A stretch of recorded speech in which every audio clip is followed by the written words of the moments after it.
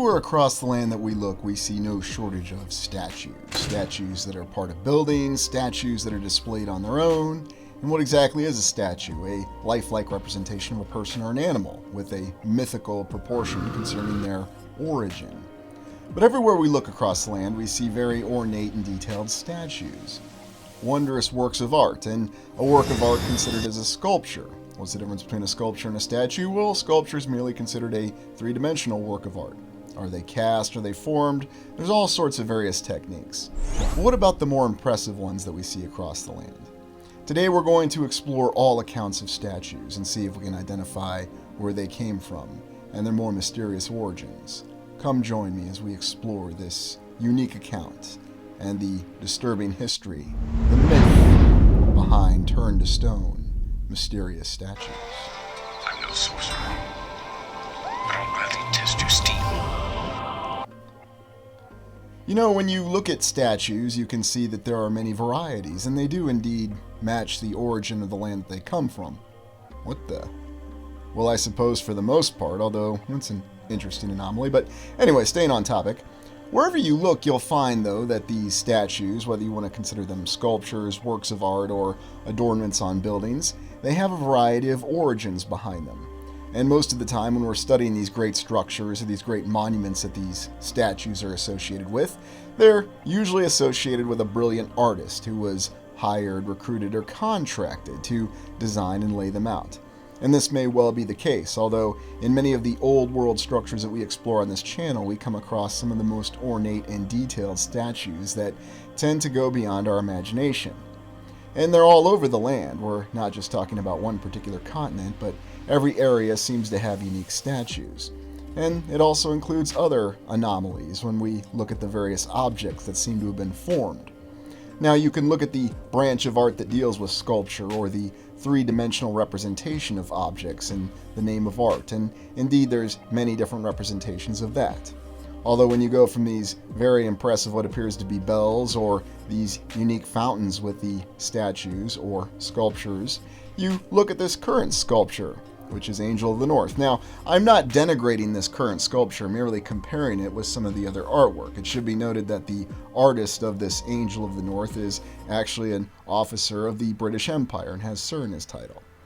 But when we look at statues like this from the distant past, and whenever they're stated to have been created, whether it's in the time of the Roman Empire or even more contemporaneously, if you can say that 14 to 1600 is more contemporary, that's fine, you're struggling to explain exactly how these statues were created. This is one of the more common examples that we tend to question when we look at the creation of this net. How exactly was this done? And then we have other anomalies from the Middle Ages time frame, where there's very unique details like this around the entryway to a cathedral, or what they also happen to call a portal. How exactly was this done? Was this carved? Was this formed? Was this something that's evidence of a more advanced construction technique? Or is it really just as we're informed? It's merely some dedicated workers and a lot of brilliant artisans and craftsmen who were all over the place in the Middle Ages, when apparently there were no other struggles. There's so many odd representations, though, and something we haven't explored yet, but we're going to be exploring very soon, is the concept of the gargoyle. What exactly does the gargoyle represent, and how does it connect with the theories that we have of Tartaria and previous civilizations? Why is it so prominent? And in many places you could even say that there's as many gargoyles as there are griffins. Well, no, in my experience there's probably a few more griffins than gargoyles, but it's pretty close. And there's even some areas and some structures where you can say that the griffins are gargoyles, and perhaps vice versa. And here we have this very wondrous sculpture statue of St. Bartholomew, one of the apostles, who met an untimely demise when he was flayed in what is today known as Armenia. At least that's what the account tells us, although it's questionable. Perhaps he ran afoul of Lopan, and Lopan was in a very foul mood when he came across this individual, and therefore flayed him accordingly. A very disturbing statue, yet it's depicted and displayed in many places across the land. And when you look at some of these statues, you can't help but notice that there's a very lifelike quality to them. Now, the official explanation, and even the more modern explanation, can be, well, these were artists and they took their time. And I certainly have a great respect for the effort that goes into the creation of any work of art, whether it's one of these very impressive and detailed lifelike statues, or even just a simple sketch drawing. It requires an imagination, it requires creativity, and most importantly, it requires persistence, the desire to bring your vision, and all the effort that is required to actually bring it to life. Ah, yes. Very interesting one here in Spain, where it looks like we have some sort of crashed angel. Now, you're probably asking the question, why did I feature the Medusa legend in the opening of this particular video? The Medusa legend is quite intriguing, as there are numerous myths that indicate that there was some sort of power in the past, whether you want to say it's real or imagined or merely the effort to explain certain things that people couldn't understand. The idea of a power that could actually turn living beings into stone, or statues. Now, it just sounds like some sort of fairy tale myth, and indeed that may be all it is. But looking at such lifelike incarnations that we have, such as Michelangelo's David, we can't help but think that there is a very interesting quality, the detail that goes into some of these statues. You could see why somebody would actually think that perhaps this statue was once alive. And even today, when you think of contemporary films, I'll refer to Gladiator from 2000, we might remember that Emperor Commodus decided to dress himself up as a statue in his final duel with Maximus. The relentless and wondrous gargoyles that we see. Very disturbing and yet very artistically inclined. Usually found in cathedrals, but found on all sorts of buildings. A lot of ornate detail and a lot of artistic effort. And what exactly do these creatures of insidious darkness tend to represent? There's multiple perceptions concerning the gargoyle and what it may be. Is it a warning? Is it some sort of dark creature? Or is it merely an appreciation? Some sort of strange appreciation for an odd thing that doesn't really make a lot of sense. You also consider the fact that it is affiliated with what we're told are religious structures. But what do these figures really represent? Because when you look at them closely, you can't help but notice there is a very impressive lifelike quality that goes along with them. And you may recall last year when we did the original Mount Rushmore exploration, we looked at a smaller scale of the president's faces, and it certainly didn't even match the quality of these faces here that we're looking at right now. And even the other details that go in these structures. What exactly kind of creature is this? Is this some sort of hyena or something else? Is that some sort of dragon creature? What do we have in these images? Now, of course, you can say that you know, and maybe you do, and maybe they do appear exactly as they're supposed to be. But I can't help but wonder if there is something more that a lot of these statues tend to be indicating. There's also the fact that in previous civilizations, or at least according to the official history, earlier societies and nations, they decided to depict things in statues, and indeed they had standards and coats of arms that were carved and embossed. In other words, they didn't use the flags that are so prevalent today. Indeed, looking at some of these other very impressive works of art, whether the artist is attributed to be Michelangelo or any of the other great polymaths, you can't help but wonder what exactly would really go through someone's mind to create something like this. Very interesting that we have another arm back there. Is that another individual, or is this some sort of interesting three-armed creature or deity that's being depicted? Yes, you can look up the origin and explanation behind it. And if Michelangelo was a real individual and existed exactly as we're told, what kind of things went through his mind? He does have a familiar countenance to him, but I can't imagine where I've seen him before. But all these polymaths who were skilled in so many different things, they were brilliant master architects, but then they were also artistically inclined. And you might realize that in many of the structures that we have in our contemporary civilization, or rather the structures that we build in the present, there's really not a focus on art. And even going back to Michelangelo's David, it is very well documented and very well photographed, and it's been a topic of controversy. In fact, it was even featured on The Simpsons, with Marge deciding that Michelangelo's David should be depicted, and therefore she had to allow Itchy and Scratchy to be produced and seen by kids without any sort of censorship. A very interesting early episode, and yet these arguments and these means and mores of society that go back and forth. But looking at some of these other statues or these sculptures, whether they're formed or carved or cast in mold or however they were actually constructed, you can't help but be impressed by some of the lifelike qualities and trying to explain all the effort that went into it. Where have we seen that particular symbol before? I can't imagine that it has any particular significance, although for some unknown reason it seems to come up a lot on these statues and in many of these structures that we look at. And that's something else I want to consider, is whether these statues were created by the polymath greats of the so-called Renaissance or some other time frame. They do tend to have a more disturbing nature to them. They seem to show something that doesn't really reflect exactly what we would expect them to. Much in the same way that when we see the griffin all over the place, and yet we have no official explanation for why we have griffins all over structures everywhere, whether it's a very impressive clinic in Minnesota or a random building in Lexington, Kentucky. But when you look at the effort that went into the creation of these statues, you can't help but wonder, is this some sort of unique construction or sculpting method?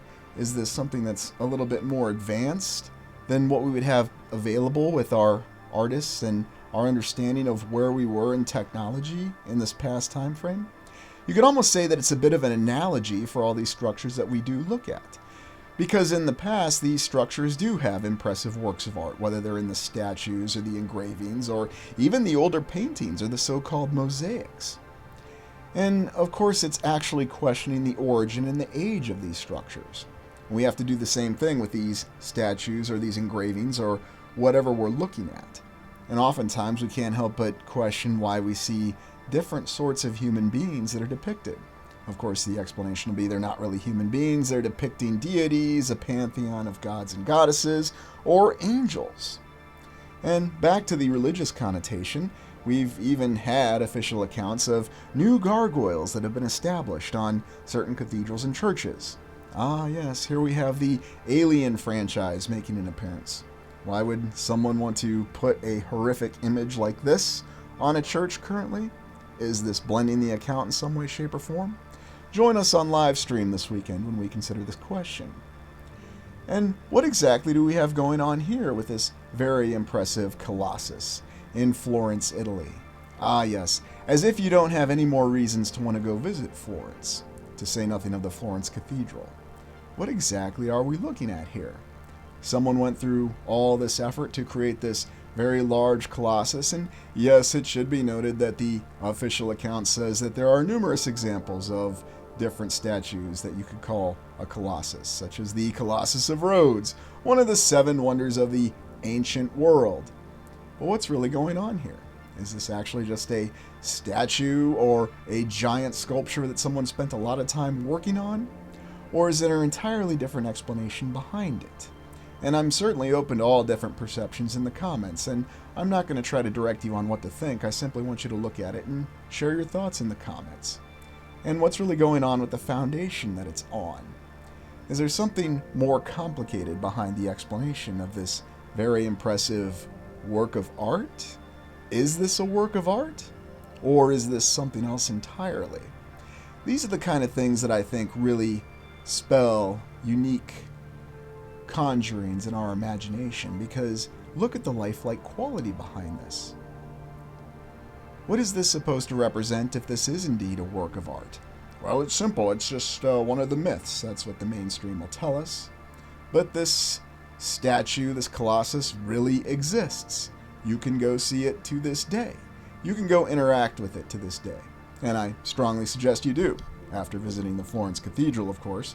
And like I said, as if there's anything more that you need to visit in Florence, Italy, and there's plenty, what exactly is the story behind this, though? Now, it is one thing to look at the official account, but it's another thing to look at something without looking at the official account, because you can see it with fresh eyes. You can see it without any sort of bias whatsoever. Now, I would suggest that you look at it first and then go look at the official account.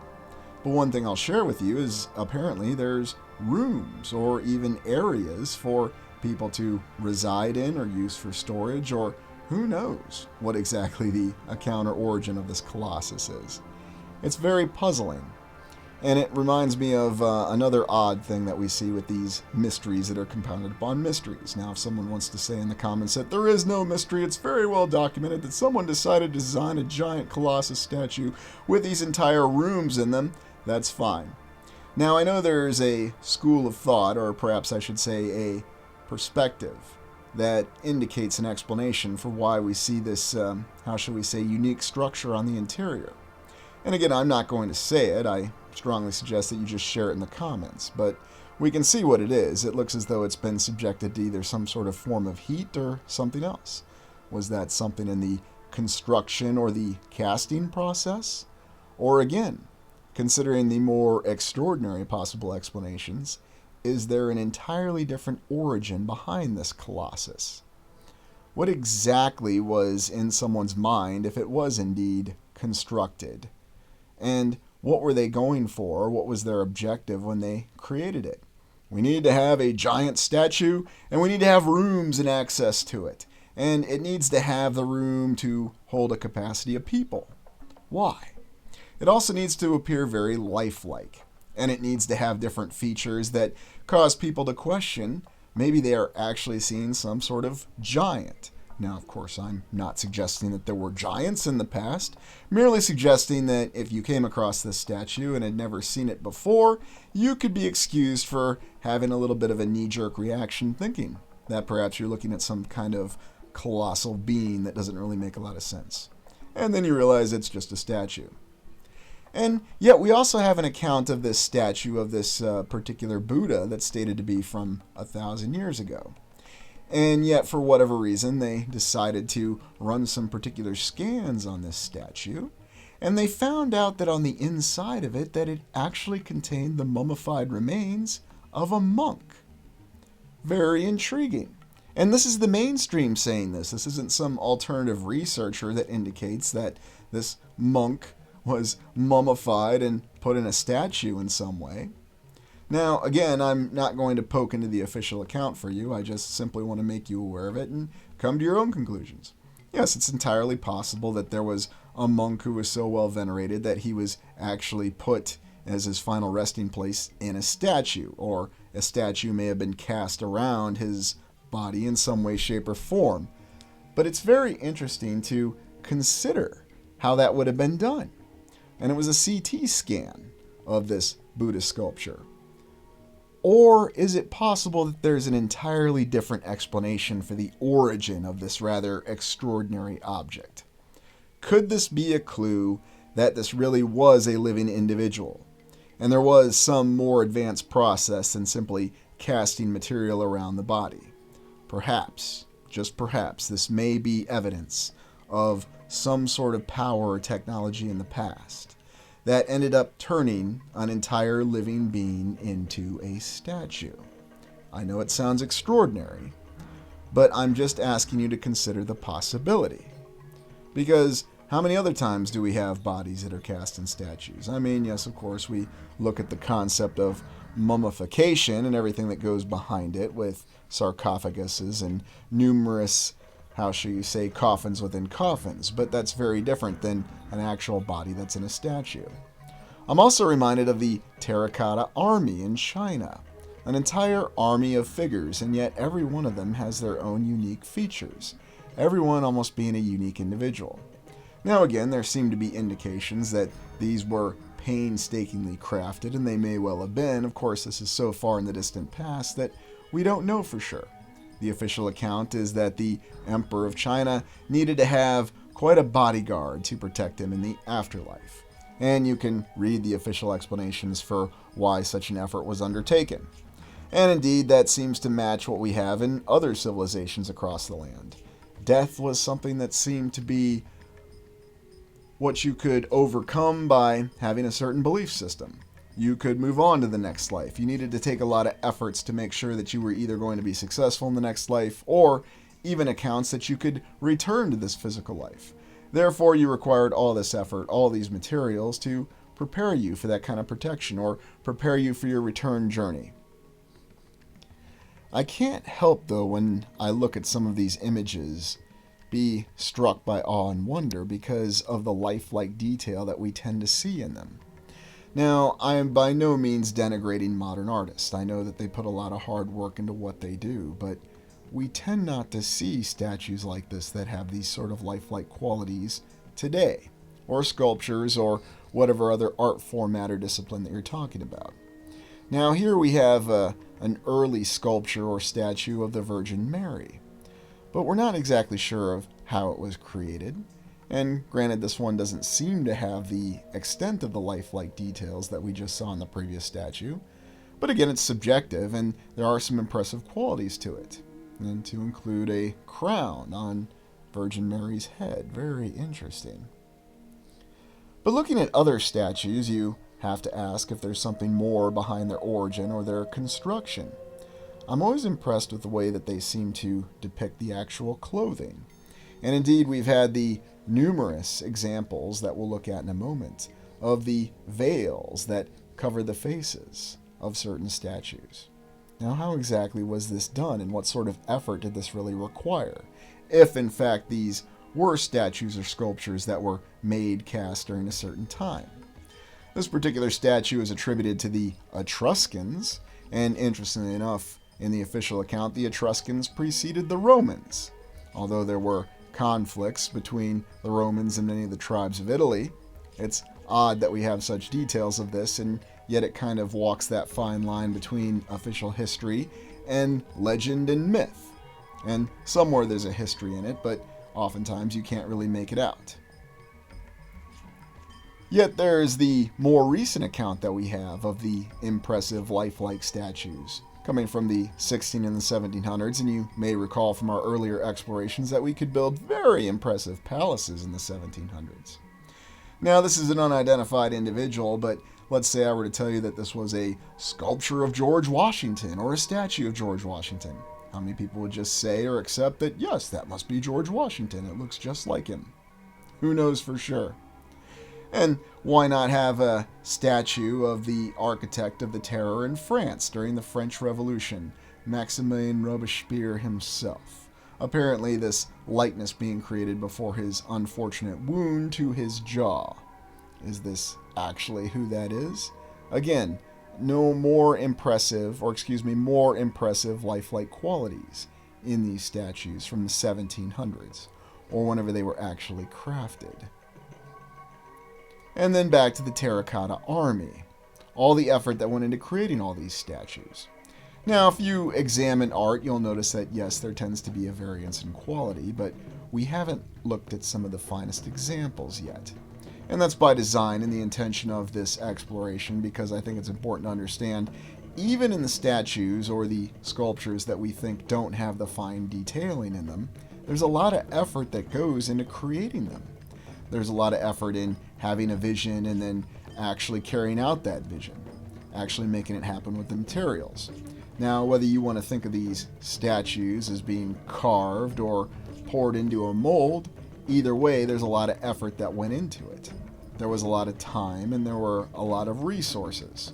Was it just simply one artist that spent all their time, or one sculptor, or however these statues were actually formed with the terracotta army or any of the other statues? Or was it many? And one of the reasons that we haven't examined the account of statues yet, at least directly in our explorations, is because I believe it starts to cross that fine line between what we have with an official historical account and legend and myth a little bit more directly. Because if there was a time when we had the technology to create these very impressive works of art, and indeed you can still see many of them, they happen to be associated with many of the old world structures that we look at, or the monuments, or of course in these other very unique areas where you have all this effort that went into creating these impressive works of art. And perhaps even more impressive to me about the terracotta army is the fact that it endures to this day. I ask you, with the methods that we have and the materials available to us, could we construct something like this today? Could we do something like this that would look like this? But then more importantly, would the figures that we create today actually last 1,000 years, 2,000 years, or beyond? And more importantly, would they last preserved in such a condition? Now I know the usual explanation is, well, they were buried, and when you bury things, they tend to last longer. Or they were in a form of a time capsule, and when you put things in a form of a time capsule and bury it, they last longer. Yes, maybe. But even if we did create something and put it in a time capsule, would it really reach us in such a remarkable state of preservation? Just questions, just considerations. There's also the variance that you see in the detailing and the fine work that comes across in a lot of the statues. Now, we haven't considered the account of the lizards of Ubaid yet, but we're going to be getting to that, because that falls along the lines of this exploration. And we're also going to be looking at the account of the gargoyles and how they factor in and compare with the account that we have of the griffins everywhere. But perhaps what to really say about the terracotta warriors? What if there are some myths or legends that indicate that there was an entire army or an entire group of individuals that, by some power or some technology that was imposed upon them that we don't quite understand, that you had living beings that were all transformed into stone? Now, that may not be the case with the terracotta army, but just consider the possibility.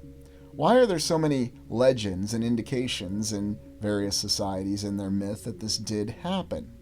Why do we even have all these different statues that may have more, how shall we say, biological qualities to them?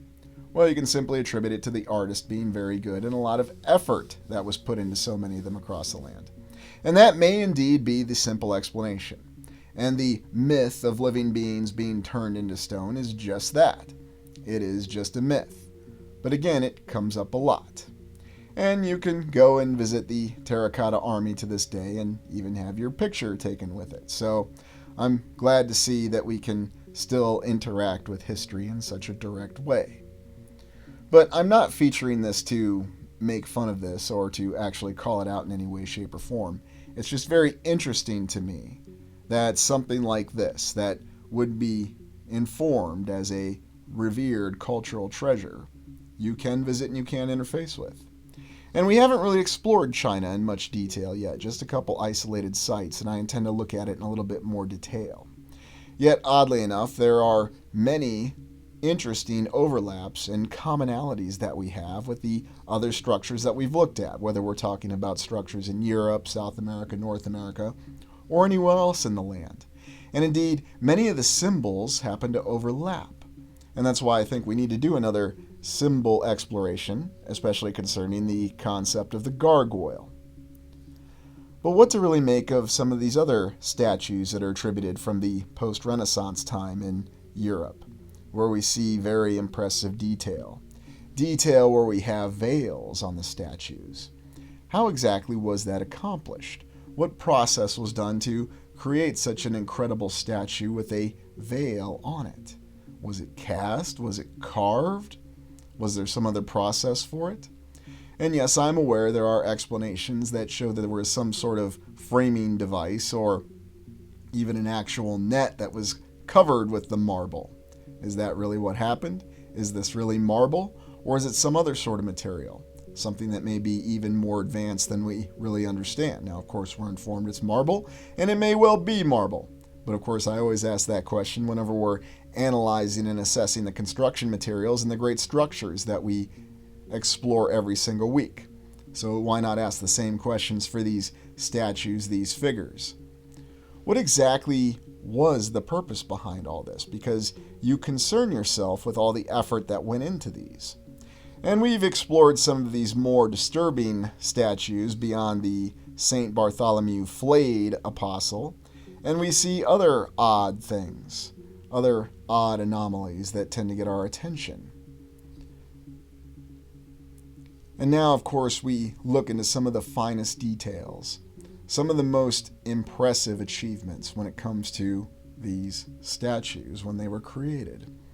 And I think this is one of the most impressive examples that I've seen where you actually have the lifelike material of the veil. And the veil actually going over the face, and yet it's almost as though it's real. Now, granted, we're looking at an image or a projection of an image, but to really go see these in person, you can see why people still have the legend of the Medusa myth, where a look could simply cast a living being into stone. It's just a myth, right? It didn't really happen. And yet there are other statues that give the indication of great agony. Now, again, I know it's a rather extreme proposition to think that there was a living being that was actually turned into stone. It's just a myth, it's just a legend. But how is it that we have these myths and legends, and why do we still have some of these statues that appear so impressively lifelike? And if it is as the mainstream tells us, and these statues were simply created by polymaths and genius sculptors such as Michelangelo and many others, then it seems as though we've really lost a tremendous ability in the past, one way or the other, whatever perspective you choose to embrace. And as I always say, it doesn't matter which perspective you embrace, whether you accept the theories of a previous civilization that's not cataloged, or whether you accept the mainstream. All ideas are welcome here, and this is just simply an open exploration, really appreciating these great works of art. And yes, I will admit there's a part of my mind that really does hope that's exactly all these statues really are just great works of art. Because the alternative possibility that they were created by some sort of technology or some sort of process that we lost and didn't understand, it gives a much darker perspective for the previous civilizations that may have existed. Now, I'm certainly not reluctant to confront the possibility that there was no doubt many terrifying things that did occur in the previous civilizations, and whatever civilizations you feel may have existed in the past that we do not have very well documented now. It is a disturbing possibility that they were corrupted in ways that such things like this could have really happened. But is there a connection between the myth of the creation of these statues and the myth of living beings being turned into stone? And perhaps the most famous example I can think of is the film Clash of the Titans. And of course, I'm referring to the original Clash of the Titans with the original creativity and the ideas and the hard work of Ray Harryhausen in bringing these immortals to life. And the power of Medusa, able to turn the giant colossal kraken into a statue, so large that it cracked apart at the end of the film. Is it all just a myth? It is all just from imagination? Or is there something more to it? Is there actually the possibility of a technology that we don't understand that goes beyond just simply sculpting and forming and casting? What if it were possible to actually transition the very nature of matter? And you think back to our earlier exploration to alchemy, or what's considered part of the occult sciences in the present. And you have to ask the question, is it possible that there really was a greater technology from the past? Something that we can't even begin to understand. But consider the account of the Philosopher's Stone. If you could transition any material into gold, then doesn't it stand to reason that you could transition any sort of biological life form into an inanimate object, stone or some other material? And is that the way to actually explain the formation, the creation of some of these very impressive materials that still endure to this day with many of the structures that we explore? Whether we're concerning ourselves with the floors, the walls, the columns that are integrated into the walls, and of course the very impressive and detailed statues that can show you veils that somehow were created with such impressive detail. Now again, I can't rule out the fact that it was merely the hard work of an artist or a sculptor. But it's odd to me that certain locations, such as building number 1 in this channel, the Iowa State Capitol, it's not very well documented who this vast array of artisans and people who work so hard, these craftsmen that created all these wonderful figures that are in the Iowa State Capitol. Now, in other places in the land, it is a little bit more well documented, or at least there's an account to explain why you have these impressive figures that seem to have achieved things that at best would be very difficult. I wonder though, is there an artist that you could contract today who could do something like this? That could really create a statue or a sculpture such as this, with the impressive clothing and the veils. And could they do it in a short amount of time? And how many could they create in a short amount of time? And what do these really represent? Because we also have to consider the account of the gargoyles. It doesn't seem like everything in the past, whether it was the past as our mainstream account relates to us, tends to reach us.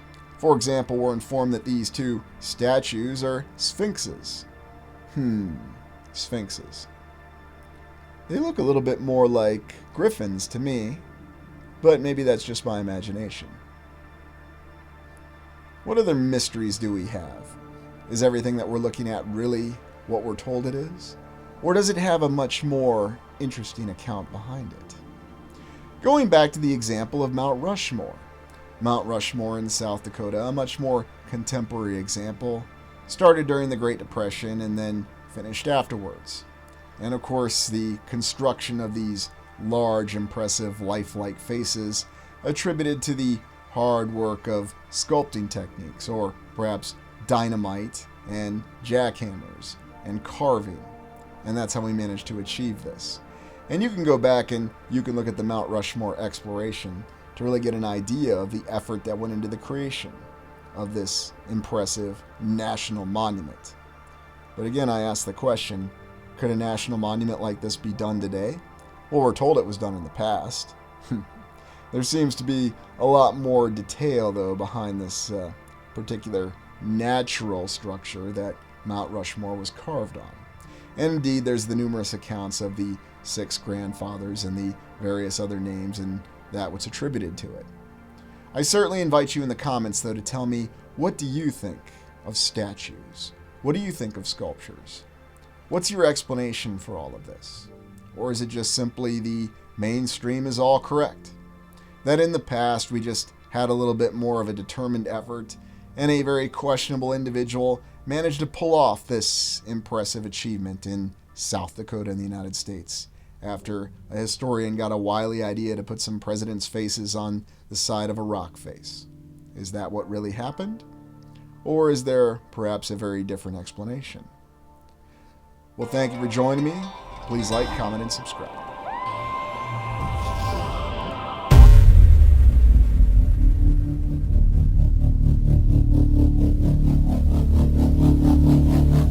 Flying over the beautiful terrain of South Dakota, eventually you'll come across an incredible granite mountain.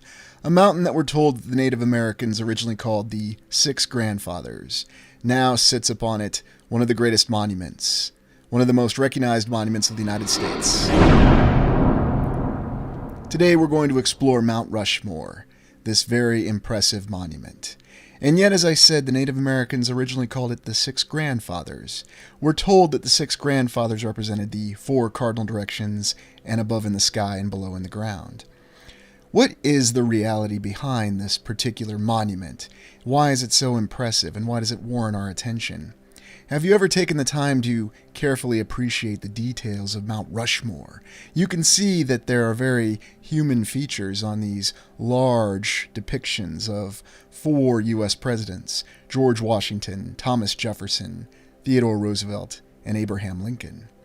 When you look closely, you see very human features that are impressively conveyed on these incredible sculptures, or however you want to say that they are, carved into the granite mountain, with the very beautiful eyes and the very shining facial features, which somehow seem almost lifelike. And yet there are so many different dimensions to Mount Rushmore that we have to consider. Why does this monument glean such attention from the alternative research community? It seems as though there are many accounts behind it. It's also yet another edifice or monument that was completed during the Great Depression, no less, that somehow managed to acquire funding, and yet, of course, had no shortage of laborers. South Dakota is also interesting, as is North Dakota. 2 rapidly settled and populated, what we're told are relatively arid areas, and yet both these states grew very quickly, especially at the start of the 1900s. And you'll find many old world structures across the towns and cities of both states.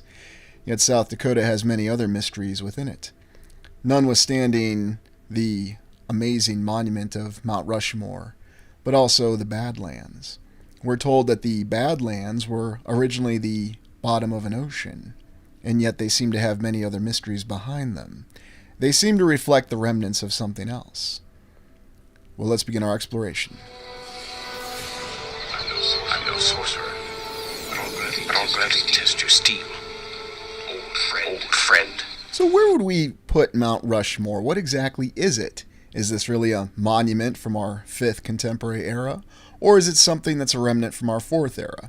This channel we have the 5 eras theory, and we start with the foundation eras, or the first 3 eras. Legendary times when there may have been giants and structures that reached all the way to the top of the clouds. And at the same time we have many remnants which may be seen in the terrain.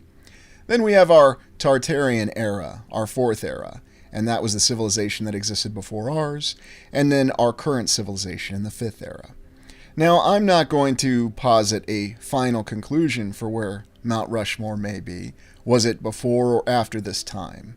What we consider the last reset between the 4th era and 5th era civilization. Let's consider our mainstream account, and I'll let you be the judge in terms of what we have.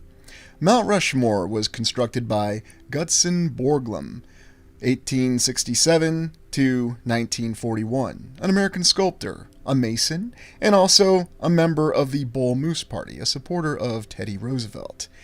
Yet, he almost seems like he's the sculptor version of E. Townsend Mix, one of the many architects that we've looked at. Let's look at some of his works. Here we have General Philip Sheridan from the United States Civil War, and we notice that in this much smaller sculpture, we don't tend to see the detailed facial features that we see in the side of Mount Rushmore. Now, certainly we can attribute that to the fact that there were many more people working on Mount Rushmore. It was really a national effort for a national monument. Yet we look at some other sculptures that Borglum designed and constructed, such as this of what's supposed to be North Carolina soldiers, apparently during the Battle of Gettysburg. And yet we don't see the same detail in the facial features, and we don't see the same life in the eyes. And what exactly is with this contradiction that we see? Well, again, we can explain it away. Not as much effort was put into these. We even have a Borglum sculpture of Abraham Lincoln, the great president of the Civil War of the United States. Yet, oddly enough, this particular facial construction does not remotely resemble or match the beauty and grandeur that we see on Mount Rushmore. So it seems as though Borglum had his greatest project within Mount Rushmore.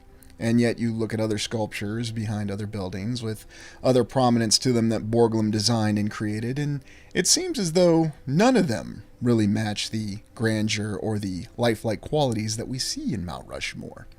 What's really the story behind this? And what are your thoughts? Is it just because he had more resources, more time, and more individuals helping him? We have many other sculptures of Borglum that are featured across the nation. And yet, despite his interesting early life, he's not so well known now. This is very interesting. This looks like it's a symbol from the Pan American Exposition. John William Mackay. But what really comes down to with Borglum, though, is that his other main project was the Confederate Memorial in Stone Mountain. We have looked at this memorial before when we explored Atlanta, and we see that this is really more of an inscription or a representation of 3 Confederate leaders: the President Jefferson Davis, General Robert E. Lee, and General Stonewall Jackson. And indeed, it's very interesting to think that Borglum, who we're told was a Mason, was also affiliated with the Klan, that organization that has 3 Ks in it, because they were the ones who were really funding this particular monument. And we're told that Borglum was the true designer behind this monument and that he started constructing it. Very interesting that when you look more closely at it, you notice that all the horses seem to have their ears pinned back. And that's usually a sign that a horse is either feeling aggressive or it's in a situation it doesn't like. It's very intriguing that that was allowed to be put up on this great monument, but here it is. We're told that Borglum had a division between the Klan and the funders behind this particular monument, and he wasn't around to finish it. And off he went on to start the main work of his life, Mount Rushmore. But it is intriguing when you look at all these accounts and all these organizations that our entire society is made up of, which ones tend to be in favor and which ones don't. And we certainly know that the Klan was never in favor, although we're told that Birth of a Nation, a film in the early 20th century, supposedly brought them in favor. When we look at the main work of Mount Rushmore, very slowly within a photograph, we can see that there are the great lifelike features, whether it's the facial features that seem to have been so well captured, such as the furrowed brows or the brightness within the eyes. And yet when you look at the actual timeline, we're told that the idea for Mount Rushmore came about in 1923 from a historian no less. And by 1927, Borglum was on board, shortly after Stone Mountain, or once he left it. And then by 1941, they had completed the carvings. Now we're told that this was supposed to include not just the faces, but also the entire busts or the chests of the president. And indeed, the only one we have is George Washington. The other presidents, we just have the faces. And on the left and right in this photograph, you can see what the expectations versus the reality are. What exactly are your expectations if you've been to Mount Rushmore? How large do you really think it is? Well, it's intriguing to me that the reality photo is because of the fact that you really can't get that close to it, at least at that point. When Borglum began his design, he certainly had no plans, he just made a model of it. Plans schmlans, he didn't need any plans. He could just simply conceptualize it and build a smaller model. Now, of course, much like we see with every old world edifice that we examine, the model does not compare with the reality. And indeed, none of the models, to include the current one that you can see, remotely compares to the lifelike features of the actual sculpted faces of the 4 U.S. presidents that are in Mount Rushmore, or the Mountain of the Six Grandfathers, as the Native Americans called it. Indeed, the Native Americans saw it as an affront to their collective dignity, and yet another insult by a government that had betrayed them and led them through a terrifying time. This is supposedly what the Six Grandfathers, or the mountain that Mount Rushmore would be carved on, looked like prior to any figures being carved. And we're told that it is composed of granite, and we have no reason to doubt that. And if you've ever been in, through, and around either the Black Hills or Custer National Park within South Dakota, you can get this entire impression yourself. Although I'll correct myself to say it's actually Custer National Forest is the official title. And here we have many different photographs of the alleged construction or sculpting of Mount Rushmore. And here it already looks like President Lincoln's face is nearly complete. That's indeed what we're looking at. But let's look at some of the other images. And here we can supposedly see some blasting. We're told that it was a variety of techniques, whether it was just blasting with dynamite and then fine carving with individual tools. And we do have some images that show that. And I do believe that we did have the technological capacity at the time to construct this monument. What I find really fascinating about it, though, is just the incredible lifelike detail that we were able to achieve in these 4 faces that we have. Now, there's some other theories by other alternative researchers that suggest that perhaps there were more faces on the side of Mount Rushmore, or even perhaps that the faces were covered under the rock and they had to be unearthed. Now, I don't know, I didn't witness the events, but you do have images such as this, where we see George's face being completed first, and a rather strange image to the left of it. Now, we're told this was supposed to be Thomas Jefferson, and that this was an aborted attempt because this particular sculpture of Jefferson just simply didn't work out. So they blasted it off the side of the mountain, and began again by carving other features. Some of the close-up images definitely create more questions than answers once again with Mount Rushmore, because it gives you the impression that in every single photo, much as we've looked at in many building construction photos, that the sculpture itself is already completed, and that really what they seem to be doing is either clearing or cleaning. Now, that could just simply be the phase in the photos that's happening. But what I always found interesting is that we don't have an actual better documentation. People enjoy saying things are very well documented. Well, why do we not have a more well documented account of the construction or the sculpting of Mount Rushmore? Why do we not have a day 1 photograph through a day 1000 photograph? Just for an example. Now, of course, I know it was many more than day 1000 as we're talking 14 years, but still. It's rather interesting to think that we do have these kind of detailed photographs, and I'm showing them in their original aspect, and I'm not trying to pan or scan too much in these particular photographs so you can appreciate them as they originally were. But yet it again seems to give a bit of a conflicting account. Now here we do have one of the tools that we're told that in conjunction with dynamite is what facilitated the actual construction. Now remember, we have different accounts. We have an oral account, we have a written account, and then we have a pictorial account. And what I was saying earlier is that I'm lamenting the fact that we don't have that pictorial account where we have day 1 through day 1000. Why don't we have that? Or even a picture that was taken on every single month documenting the construction. Indeed, one of the questions I had answered is you can find video footage of the construction of the 801 Grand Building, that's the main building in Des Moines, Iowa, and you can see how it was constructed from bottom to top. But yet, for whatever reason, nobody wanted to document this massive undertaking during the Great Depression, no less, where we're told that many people were looking for work, and we have these jovial fellows here who were happy to work on the construction of Mount Rushmore. We're told that many of the workers suffered scarring on their lungs from the fine dust of granite due to all the dynamiting. And I have to wonder what exactly were they doing so close. In some of these other images, it again portrays a conflicting account of how the construction proceeded. And yet there's never any good answer for why you don't have a well-documented in chronological order sequence of photographs that would show you exactly the development of this monument. Now, does that necessarily prove anything? No, but it does seem to generate more questions. Those questions behind the fact of why would something that was such an exceptional national undertaking, during the Great Depression no less, and you would expect would be something that the government of the United States would want well documented, was not very well documented. Well, perhaps it was just another one of those mistakes. You know, the government tends to vary in terms of its competence. Sometimes it's hyper-competent, other times it's hyper-incompetent. Speaking of that, take a look at this particular photograph. And again, we see this image of this other face that's next to George Washington. Again, we're told that it's supposed to be Thomas Jefferson, and that because it didn't work out, or for whatever reason, it was aborted and then blown off the side of the mountain. But what do you think's the truth behind this particular image? We also have conflicting images that tend to show us the quality of completion behind George Washington in various states of completion. And again, this is why I'm lamenting the fact that we don't have a more precise chronological ordering of all these photographs. Because again, it seems to create more questions than answers. It causes us to search for other explanations. Now here we see the completed and sculpted head of George Washington with Thomas Jefferson in its proper position on the left side. I'll also mention something else.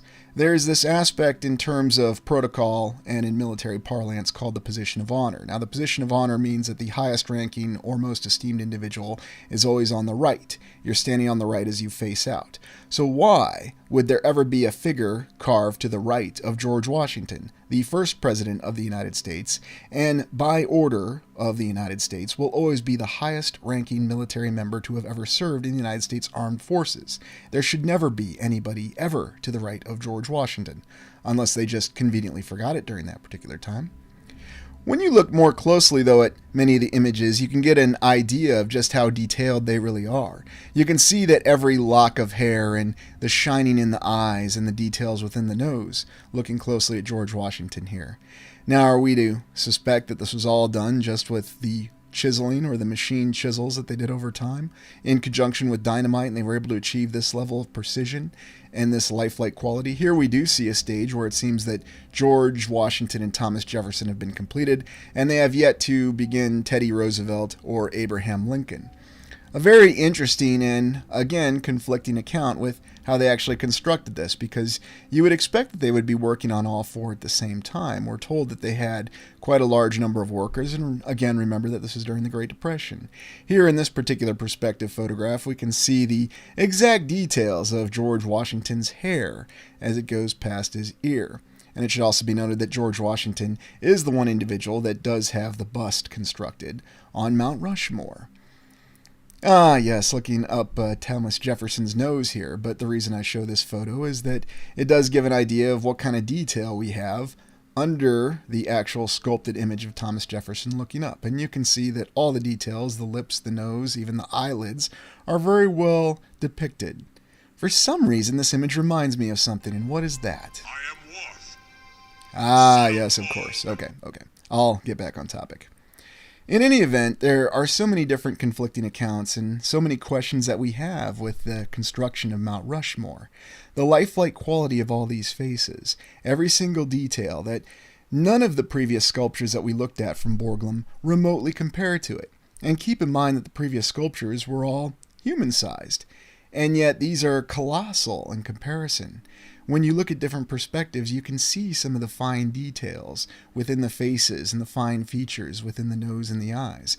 These aren't exactly easy details, and indeed you can certainly look in recent history behind computer-generated imagery and the progression of how difficult it was to actually depict details of the human face and fine hairs in computer-generated imagery. Here in this early image of Mount Rushmore, or the Six Grandfathers, we have the rock faces that's being dynamited. Yes, apparently that's how you do fine precision work to build faces with human-like features, is you just dynamite it. And then you get in there with your fine sculpting tools, and after a bit of time, 14 years, you can suddenly carve out faces from solid granite rock face. Now, is that what really happened? Did they really construct these faces from scratch, as we're told, from 1927 to 1941? Another remarkable achievement during the Great Depression? Or was there more behind this story? Is there something else that we don't know? Is this really one of the greatest hidden aspects of the true identity of the United States?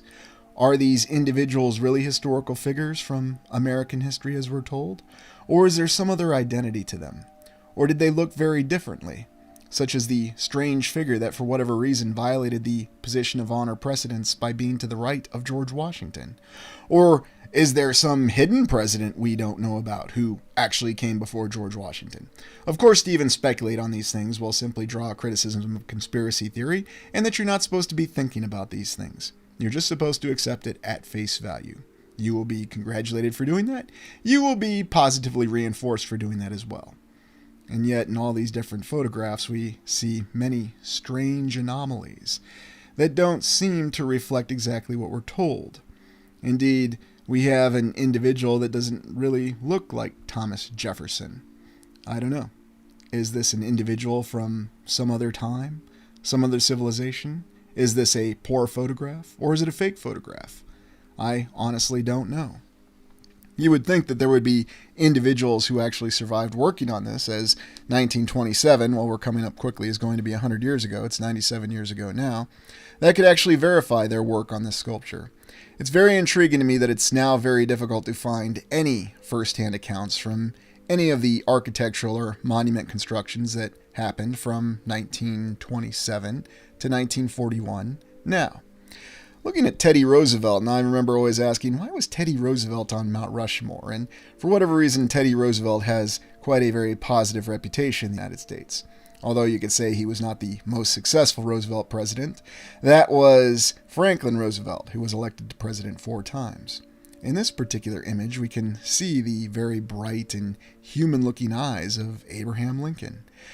What an impressive achievement, and certainly not something that we saw in the other sculpture that Borglum had done, which you would think would be much easier, or even the smaller model that he made of Mount Rushmore prior to the entire sculptures being completed, or sculpted out of the side of an entire mountain. Now, does anybody know of any other examples of faces to this level of precision and detail being done or sculpted out of a side of a mountain? And if so, please share them in the comments and let me know if you think there are any that match the beauty and majesty of Mount Rushmore. Or is it simply the fact that Mount Rushmore is simply associated with the identity of the United States and the identity of passing with time, and indeed it's featured in many movies. It was even supposed to be featured in Star Trek V, where they were going to have another figure to the right of George Washington, although that never got past the actual design or artist rendering. You can see it in the special features of Star Trek V. Although, let's be honest, Star Trek V was not one of the better original series movies. They tried, okay? But again, looking at these images, you can see, though, that there seems to be a conflict between what is depicted in the pictures, between what Mount Rushmore originally looked like in its 6 grandfathers configuration, as we'll call this. Is this really what it actually looked like? I don't know. And indeed, Borglum died and had to be succeeded by his son, Lincoln Borglum, to complete the actual sculpture, although he only worked on it for about a month and then he buggered off, apparently having other things to do, and then eventually succumbing to death. We're told that he suffered the same lung scarring. Oddly enough, though, you won't find a picture of Lincoln Borglum, but you do see this interesting image when you look up his name. And what exactly is going on here to the right of George's face? Is this already Thomas Jefferson, or is this giving a clue that there's much more going on than meets the eye? Again, these are images. There could be multiple explanations, but It's very strange. Or is it just my imagination? Maybe I'm off base. What do you think? Now, just a few miles from Mount Rushmore, we have the Crazy Horse Memorial. Now, this is really odd because the Native Americans, the Lakota specifically, are not really keen on scarring the landscape by establishing massive structures and monuments like this. And yet we're told that there was a Lakota chief who wanted to have Crazy Horse constructed in a much larger monument than Mount Rushmore. Now, interestingly enough, this project has been going on since the 1940s and is still continuing to this day. Indeed, they've only gotten the face initially carved out of this mountain. What's even more interesting, though, is that this particular project, the Crazy Horse Monument or Memorial, and this is what it would potentially look like in its completion, is that it started by the work of one single individual. And indeed, this individual had initially worked on Mount Rushmore with the Borglums, and had actually gotten in a fist fight with Lincoln Borglum because this individual was not keen on being assistant to vice president, as Lincoln Borglum was the vice president. And I'm being a little facetious, but here's the individual, Korczak Zielkowski. Now, we're told that this particular individual is from Poland, although when you look at many of the images of him, he comes across as one of the most stereotypical Americans from the West that you'd expect to see in images. Now, I know everybody's unique and they can adapt their own style, and I'm certainly not castigating this individual for doing so. But yeah, when you look at some other images of him, he's apparently the one who worked on the Crazy Horse Monument all by himself. And apparently, this was going to be a project. He was going to complete this very large sculpture out of the mountain of rock or granite by himself. Now, what's odd about this, in addition to Native Americans supposedly asking for this project, and indeed there are other Native Americans that are quite critical of it, as they see that this project is merely a representation of this particular individual, again pictured here and resembling ZZ Top for some reason, that this is merely a passion project of his that has absolutely nothing to do with Native Americans. They just use the Crazy Horse name for that very fact. And indeed, if you look up written accounts of Crazy Horse, the last thing he probably would have wanted was his likeness inscribed or sculpted out of a mountain. And here you can see the individual with his family, and he passed away later in his life in the 1970s, and his wife picked up the project. And indeed, his sons and many members of his family are now continuing the project. We're told that it's all done through private funding. But it's very odd that for several decades, it's all the farther they've gotten. This is Henry Standing Bear. He's the Lakota chief that supposedly wanted this monument to be done. Although, as we know earlier, the Lakota see it as a great affront to the natural landscape to actually scar it by carving figures within the mountains. So it's really strange, and I don't know what to say. Is it just, this particular individual's way of smiting the government that had betrayed the Native Americans and took them through so many trials and tribulations? Or is there more behind this? It's even more bizarre that we're told that this individual worked alone, and yet we have many images of him operating heavy equipment, and who was actually operating the camera. Maybe he just hired a photographer to document it? I don't know. A lot of bizarre and conflicting accounts. And indeed, you see here with dynamite going on with this particular mountain, with the Crazy Horse Monument, it's rather strange. And it seems as though there's a slew of strange things that are going on in this portion of South Dakota, especially with these magical rock faces that they just seem to be able to carve up out of rock walls of solid granite. And if you've ever actually been in Custer National Forest, you'll see that there's all kinds of unique qualities to the rock there. And I certainly recommend it as a place to visit. And it's a location I visited many times, and I find many unique aspects to it. And indeed, here you can see that the project continues. But I also ask you to consider that this particular depiction of the face of Crazy Horse and compare it with the features that you just looked at with the U.S. presidents. Now, I'm just asking you to evaluate the quality of the work. And again, if you know or are aware of any other sculptures that are done in rock faces, I would certainly like to know in the comments and let me know if you think there's anything that compared to Mount Rushmore, or is there anything that compares to Crazy Horse? And how do you compare this depiction of Crazy Horse with the depictions of the U.S. presidents? Now, we're told that only one individual did all this, although how direct and obvious is that, or how factual is that, I'm not sure. I don't know. I'm simply relaying what the account says, and you're welcome to research on your own, and if you find something that conflicts with what I'm saying, by all means, let me know in the comments. Here, supposedly, we have some dynamiting that's going on to build the rest of the figure of Crazy Horse. Now, you can actually see this from a great distance, and overall, this seems like it's an impressive sculpture and carving. But what exactly is this? If we go off of the theory that there might be more behind the U.S. presidents in the Six Grandfathers Mountain, is it possible there could be much more behind the presence of this supposed face of Crazy Horse? An individual who we're told would never have accepted allowing their likeness to be carved in a mountain. From people we're told do not accept having mountains scarred or destroyed or desecrated by being carved. And yet you can see that this has been a project that's been going on for many decades with few signs of progress overall. So I'm not exactly sure what to make of this, but once again, there are many conflicting accounts, conflicting images, and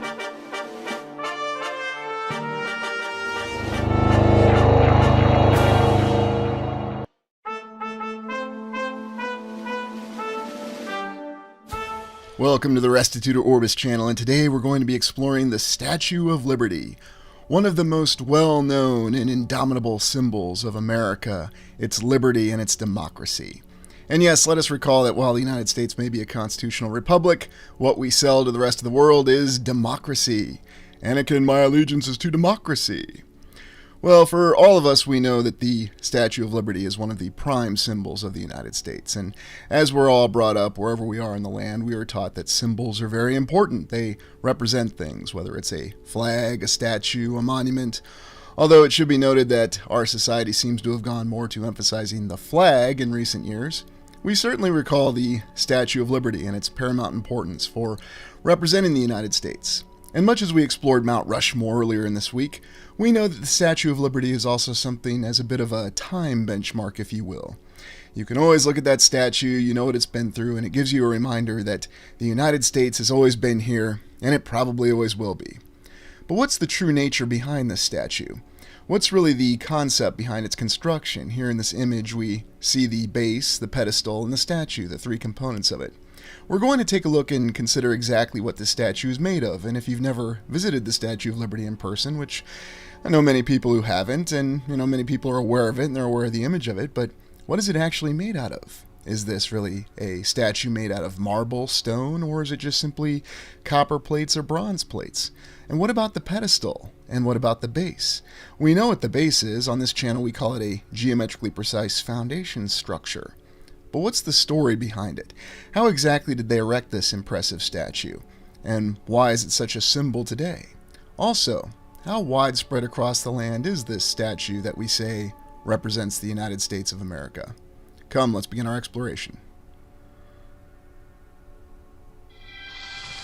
Now once more I must ride with my knights to defend what was, and the dream of what could be. So throughout all of our lives, wherever you are in the land, everyone associates the Statue of Liberty with the United States. And in fact, in some recognitions, it may even be considered more known than the flag, the red, white, and blue, the 50 stars, and the red and white stripes. But what's the origin of the Statue of Liberty? We'll look at the symbolism, and we're told that the symbolism actually starts from that old religion of Sun Unconquered, or Sol Invictus, from the Roman times, and even a deeper antiquity if we look at the religion of Mithras. Regardless, we're told that was the incipients for the representation of the Statue of Liberty. Now, of course, there are many different angles we can look at with the symbolism, and there's also many conflicting accounts of the symbolism itself, as it seems there's intended to be. Regardless, though, when you look at the Statue of Liberty, you see that it does have that reflection, especially of the beams above the head, the very dignified halo, and the look of the sun. Then there's also the Statue of Freedom, and this is the statue that sits atop of the U.S. Capitol. And in our explorations, we've seen numerous statues that happen to resemble this. Now, why is this called the Statue of Freedom, and what exactly does this represent? Well, it's up for your interpretation. I don't know, it almost looks like a Captain America from the distant past in a way. Then we also have the lion, and for some reason they try to tie in the lion to this representation. Now, why is that? We also recall in many of our recent explorations that we've seen the lion in many buildings, on many sculptures, and in many representations, whether it's a courthouse, a state capitol, or just some random building that we're told is built for commercial purposes. We also have the incipients of the representation of the goddess Columbia. Now, I don't want to go too far within looking at the deities because the connection is Well, it depends on what account you're looking at. Sometimes it's a very strong connection, other times it's not a very strong connection. We also have the Native American princess on the right there and cherubs all around them. Then there's also the fact of what's the symbolism of the Statue of Liberty today. And looking at these different symbols in the past, we see how the representation and the perception of it has evolved over time.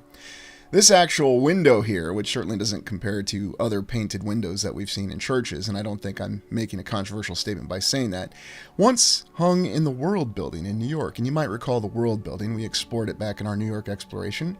Yes, the building that looked like a Capitol building with a dome and a pediment several floors high. Naturally, we've never really constructed a building like that since, but it was the 1800s, and we could really do whatever we needed to do in the 1800s. Now we consider the Statue of the Republic. This was the mainstay statue of the Chicago World's Fair of 1893, originally scheduled in 1892. And what's intriguing about this is, what did this really represent? Well, when we speculate or theorize that the World's Fair has had many more purposes beyond just simply showcasing certain things, it was to put an impression in people. And you might not be surprised to learn that, yes, that great tall statue from the Chicago World's Fair burned down. So what was it really made of? So we have this 1/3 scale model that we're told is made out of gilded bronze that sits there today. Of course, it doesn't match the glory or grandeur of the original statue, but why do you really need to? And in fact, here's an image, and we see that the fire had hit, and yet the statue is still standing. So perhaps it was a series of fires. There just seemed to be all this carelessness that was going on in the 1800s, and sometimes you had large fires that encompassed great areas of land, and sometimes you had precise fires. It just depended on the day and the time. But whatever the explanation behind these fires, this was a tremendous and incredible statue. And what was the real one actually made of? And I'm talking about the one at the Chicago World's Fair in 1893. Was it made out of some sort of gilded copper? Was it made out of bronze? Or was it the paper mache with stucco, as we're told everything else that you're looking at in this picture was made out of? And therefore was extremely flammable. In fact, did they coat it with kerosene? Who knows? We also have many other depictions, though, of many statues from across the land, whether you're looking at administrative buildings or capitol buildings or wherever, and you see rather interesting and conflicting depictions. We see figures displaying glory and strength in a different way that we'd expect to see with Roman figures. You also see this in different reliefs, especially if you're doing explorations of old world mansions or houses, where you'll see unique figures like this, whether it's on a bed or on a bedpost or a banister, where you'll see some sort of figure that has a very lifelike face and very lifelike eyes. And someone was telling me, well, it was just all about scale, and that may be true. Perhaps it's easier to depict more human scale in larger statues or reliefs, and it's more difficult to depict them in smaller ones. But you would think it would be easier to depict them in smaller ones, and indeed you can find that greater human detail when you look at the smaller ones. The tragedy behind the Chicago World's Fair is that the fire didn't leave any buildings or statues for us to actually explore. Imagine if this statue was still standing to this day and we could actually go and examine and analyze it in person, not using computers, not using machines, because I think the best way to explore something is to rely upon our own senses. But that's just me. Perhaps you think that all those scales and those computers and consulting artificial intelligence is the way to do your explorations, and I don't hold it against you if you do. It's just a different technique. We have other images, though, of statues and reliefs and other columns and different aspects of construction from the Chicago World's Fair. And for example, in this particular statue, or whatever heck it actually was, it almost looks like a cake. What was this depicting, and what was this made out of? And does this really look like the cheap stucco? Oddly enough, though, there's something off about these images. So I can't really give you a final conclusion because, again, there's nothing there to actually examine. So all I can go off of is what the images are telling us. And the images give us a conflicting account. They show us these very well-constructed buildings, that incredible, impressive Statue of the Republic, but then you compare and contrast that with those statues we just looked at. Indeed, look at the many statues on the structure here behind the Statue of the Republic. What exactly is that showing, and what are they made of? Those are the kind of questions that we have to ask as we conduct our explorations, because I've come across many people, and I don't think they're willfully ignorant. They just have a belief that the Statue of Liberty in New York is actually made out of some kind of stone. And I suppose if you're looking at it from a distance, it does appear to be made out of a kind of stone, and that's what we'd expect. But the reality and the informed reality, because remember, those are two different things as well, are completely different. But looking at this statue of the Republic, it shows there was a greater glory in the past. Now onto the Statue of Liberty, the three components to it. We have the base, the geometrically precise foundation structure called Fort Wood, built in 1811, made of granite and magic super concrete. We have the pedestal, made of granite stones and magic cement. And we have the statue itself that was made in 1870s, made of copper, gold, steel, and cast iron. So, quite a conflict. Most people don't think of the three components, and of course we always have the saying, nothing is impossible in the 1800s. Indeed, the Fort Wood portion of it was made in 1811, at least it was finished, and it was to help fortify the United States from invasion from the British. Interestingly enough, although there were no major battles fought and the fort was never actually used, the only use it had was as a recruiting station. And keep in mind, this is on an island, and it wasn't always called Liberty Island, it was just the fort on it, and then they called it Liberty Island with the fort on it. Well, that seems like a very American thing to do. And we're told that the only military purpose the fort actually served was as a recruiting station during the U.S. Civil War. So let me get this straight. You have all these hundreds or thousands of recruits and you're going to boat them out to an island because that's where the recruiting station is. No wonder they had Civil War riots concerning the draft. Where's Daniel Day-Lewis when you need him? In any event, somehow they knew that this fort in 1811 when they built it was going to accommodate both a pedestal and a statue. Now we can look at the estimates of the weight, but just consider this engineering achievement. It should also be noted that our favorite filmmaker, documentarian Ken Burns, made a film about the Statue of Liberty. Well, Ken Burns looking like he's about to undergo the Kolinar ritual there on the right. Interesting look for him. In any event, I think it's another qualifier for us when we're looking at a true old world structure that if it involves a Ken Burns documentary, in addition to it being a popular wedding venue, then it's a bona fide old world structure. Although, I think we have a little bit more of a complicated account with the Statue of Liberty. And here's the actual poster of the great film if you're so inclined to watch it. And I will say, Ken Burns does put together very effective documentaries. I'm not going to debate that. We always have a Shokin farewell, right? And it should be noted that the Statue of Liberty as its symbol of American prestige was used in the movie Ghostbusters 2, where they actually used the symbolic power of the Statue of Liberty to motivate the people of New York City to help defeat some negatively charged energy, slime, and an evil deity that was trying to return to the world. Indeed, they even generated it with positive slime and walked it down the street. Much like with many other structures, there has been numerous renovations that have been done to the Statue of Liberty over the years. There have been components that have been replaced, there's been refacing, there's been infinite cleaning. Bottom line up front, we have a lot of images and a lot of concepts that show us that this particular structure or the statue or this monument, whatever you want to call it, has been renovated. And indeed, in this particular image, we see the implements that we have in our modern civilization, the great sky cranes, the powerful hydraulics, and this is kind of what we'd expect to actually build a structure like this. Although you'd be surprised to know that virtually all the renovation has always been done on the statue itself, which, as we talked about, was made out of copper plating. Here we have Nancy Reagan when they reopened it. I remember in the 1980s, the renovation of the statue was quite a big national story. Although, interestingly enough, when they reopened it, that didn't seem to have as much impact as the constant renovations they were doing on it. So very intriguing. Also, here you have the National Park Service building, and what's really the nature behind this building on Liberty Island. Now, there's a reason I'm kind of poking a pun at Liberty Island, because they named it Liberty Island before they had any plans to put the Statue of Liberty on the island. They just had a military post there. Well, I guess that seems like a very American thing to do after all. And here we have other interesting images that seem to show us the copper plating face, and we've heard stories about how the torch has been replaced numerous times. And so suddenly it gives us a completely different perception of what the Statue of Liberty really is. You may think, well, it's actually made of stone of some sort, or maybe some sort of concrete, but the reality is, no, it's supposedly some sort of copper plating. Statue of Liberty was also featured in the film Escape from New York. And indeed, this was a very powerful film, and we can see the difference in scale and imagination of the head of the Statue of Liberty. Indeed, it was also featured in that, well, we'll just say, lots of motion camera sickness film Cloverfield, where the monster tossed the head. There you go, Donald Pleasance as president. He portrayed the president in Escape from New York. Just imagine if you had a president like Donald Pleasance. Yes, and you might recall that Donald Pleasance has been featured in many other films, and he was definitely a wonderful actor. He was also known as being the quintessential James Bond movie villain. So make of that what you will. And in the film Escape from New York, Liberty Island Security Control, United States Police Force, Liberty. I always found the juxtaposition and the conflict within that quite comical. Also considering the fact that it was originally called Bedloe Island, apparently, and it may have even had other names behind it. And that's why I always find it interesting that people get very attached to names, because names can simply be changed at any point in time. For example, I come across many Army veterans, and when I mention the name Fort Moore, they have no idea what I'm talking about. And if you're a veteran, do you know where Fort Moore is? Or do you know what state it's in? Now, if I mention another name, the older name, everyone would probably know. But the point I'm getting at is the names actually change.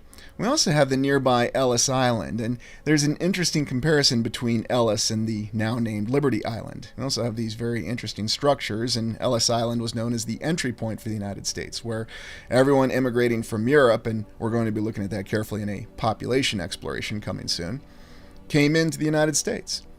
We have many construction images, though, of the Statue of Liberty, and the story behind the Statue of Liberty is there were a couple of French individuals who wanted to provide a gift for the United States, and at the end of the Civil War, they were also abolitionists, so they didn't believe in slavery, and so, according to the official account, since the United States had finally done away with slavery after the Civil War, this was going to be their gift, and they constructed the statue in components in France initially, and featured different components in different places, such as the torch being featured in the Centennial Exhibition in Philadelphia in 1876, because, that's how you generate funding for a statue. You build it first, show off pieces, transport it, such as the head being featured here in the Paris World's Fair in 1878. Doesn't this just make total sense? Now, yes, considering the fact that this is just simply a copper-plated statue or an iron-plated statue, or even if it was made out of the cheap papier-mâché and stucco, that is, it would be the lightest objects you can imagine, how challenging would it be to transport these components across the Atlantic? We also have conflicting accounts that this is actually a construction photo from when they're assembling the statue itself. Now, this doesn't prove anything, it could simply just be an error in the account. But yes, there are errors in the official account, and that's not to suggest that there's any sort of intentional effort behind that, it's just that people make mistakes. We know that to be true. Looking at the Statue of Liberty, though, and we consider the mission of these French individuals and their efforts to get the statue built and convincing President Grant to appropriate the funding, and really what happened was France built the statue, the United States built the pedestal, and they already had the fort there, the fort that the United States had built in 1811 that just happened to be ready to fit it. And here's the individual who made it happen, Charles Pomeroy Stone, genius engineer but a dodgy battlefield commander. Now, why do we mention Charles Pomeroy Stone? We have a statue made in France, a pedestal made in the United States, and an old military fortification made in the start of the 1800s that were going to fit together perfectly to display the statue that still stands to this day. Now, Charles Pomeroy Stone's an interesting individual, one of the brilliant engineers of West Point repute, and an early American Civil War general. Although we said he's a dodgy battlefield commander, and I know that's a Australian colloquial expression for something that just doesn't go so well. I've also heard people from New Zealand use it. So, in the Battle of Ball's Bluff, which followed the Union North disaster in the Battle of Bull Run, General Pomeroy Stone, Charles Pomeroy Stone, was in command, and he had a U.S. Senator, Mr. Baker, who showed up and took command of forces, and they were supposed to conduct a reconnaissance in force. Well, long story short, they allowed their force to be isolated. General Stone didn't really seem to exercise effective command and control on the battlefield, or really have any idea what's going on. And because of this, he faced a lot of criticism. This battle was a disaster for Union forces, as they had over 1,000 casualties and were defeated by a vastly inferior Confederate force. And the United States Army continues its tradition of struggling in battles in the vicinity of Washington, D.C. We have Senator Edward Baker being killed in action during that battle. So, even though he was a colonel at the time and General Stone technically outranked him, Baker was the one who took charge on the field. Can you imagine that? A senator actually getting on a battlefield today and leading a battle and then being killed? Yeah, it's kind of difficult to imagine. Well, look, General Stone was not responsible for the Battle of Ball's Bluff, and he wasn't responsible for returning fugitive slaves to their owners because he was just following the law. And even though you would think he should be condemned for this, he was not. So, again, it's that conflicting account you get from the United States Civil War. Slavery was terribly wrong, but here you have Stone Pasha. He went through a lot of difficulties, and he became Chuck of Egypt, as he was known. Now, why are we focusing on Charles Pomeroy Stone? Because this is an individual who, much like George B. McClellan, who was actually his benefactor, and we've come across him before, they were fooled by the simple Quaker gun deception in the United States Civil War. But looking at General Charles Pomeroy Stone, we do have a conflicting account of an individual. We're told he was an effective general, a genius engineer. He wasn't a very good battlefield commander. Well, perhaps it's because this guy was his mentor, and we've come across him before, General George B. McClellan. He's also a personal figure who is a little bit of a hero of Ken Burns, although Ken Burns won't admit that he's a hero. He'll just say that he laments the fact that he has to cast him in a bad light. I find it quite interesting. In any event, when we look at General Charles Pomeroy Stone, who served in the Union Army, and then he faced court-martial, although he was never actually court-martialed, he was just imprisoned, and then he was just sort of let go. It's a really strange account. But we come always back to these same individuals, these individuals of importance and paramount during the United States Civil War, and again, it creates more questions. Here we have General McClellan with President Abraham Lincoln. This is a very intriguing image, though. I'm seeing some really odd things in questioning this. And it seems, hey, wait a minute, what the heck's happening? Is President Lincoln missing a leg here? Did he face amputation? What's going on? Wait a minute, why does this guy seem to have 3 legs? Am I just seeing things?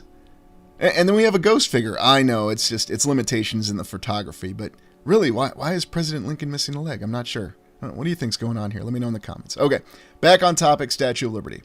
So Charles Pomeroy Stone faced some crucibles. He didn't serve in the Civil War after that terrifying battle was lost and a senator was killed, which he was not responsible for. And like I said, he was not responsible for returning fugitive slaves to their owners because in the official account, he was just enforcing the law. It was the law. Does anybody else get a pass for that? No. But he built the Statue of Liberty. He was the one who made it happen. And indeed, in this little artistic depiction, we have the cornerstone being laid. I mean, why take a picture when you can actually have an artist there and sketch it, right? Doesn't that make a lot more sense? But don't worry. I know you might be asking questions about this, and you might think this is poking holes in the narrative. Well, it doesn't. Because you can see this cornerstone today. And you can see, it's right there. It says when they laid it in 1884. It also happens to say that it was dedicated in the American Museum of Immigration in 1962. So when exactly did they inscribe all that on the cornerstone? Well, it looks like the inscription was all done in 1962. I may be making an assumption there, but it all looks like it was done at the same time.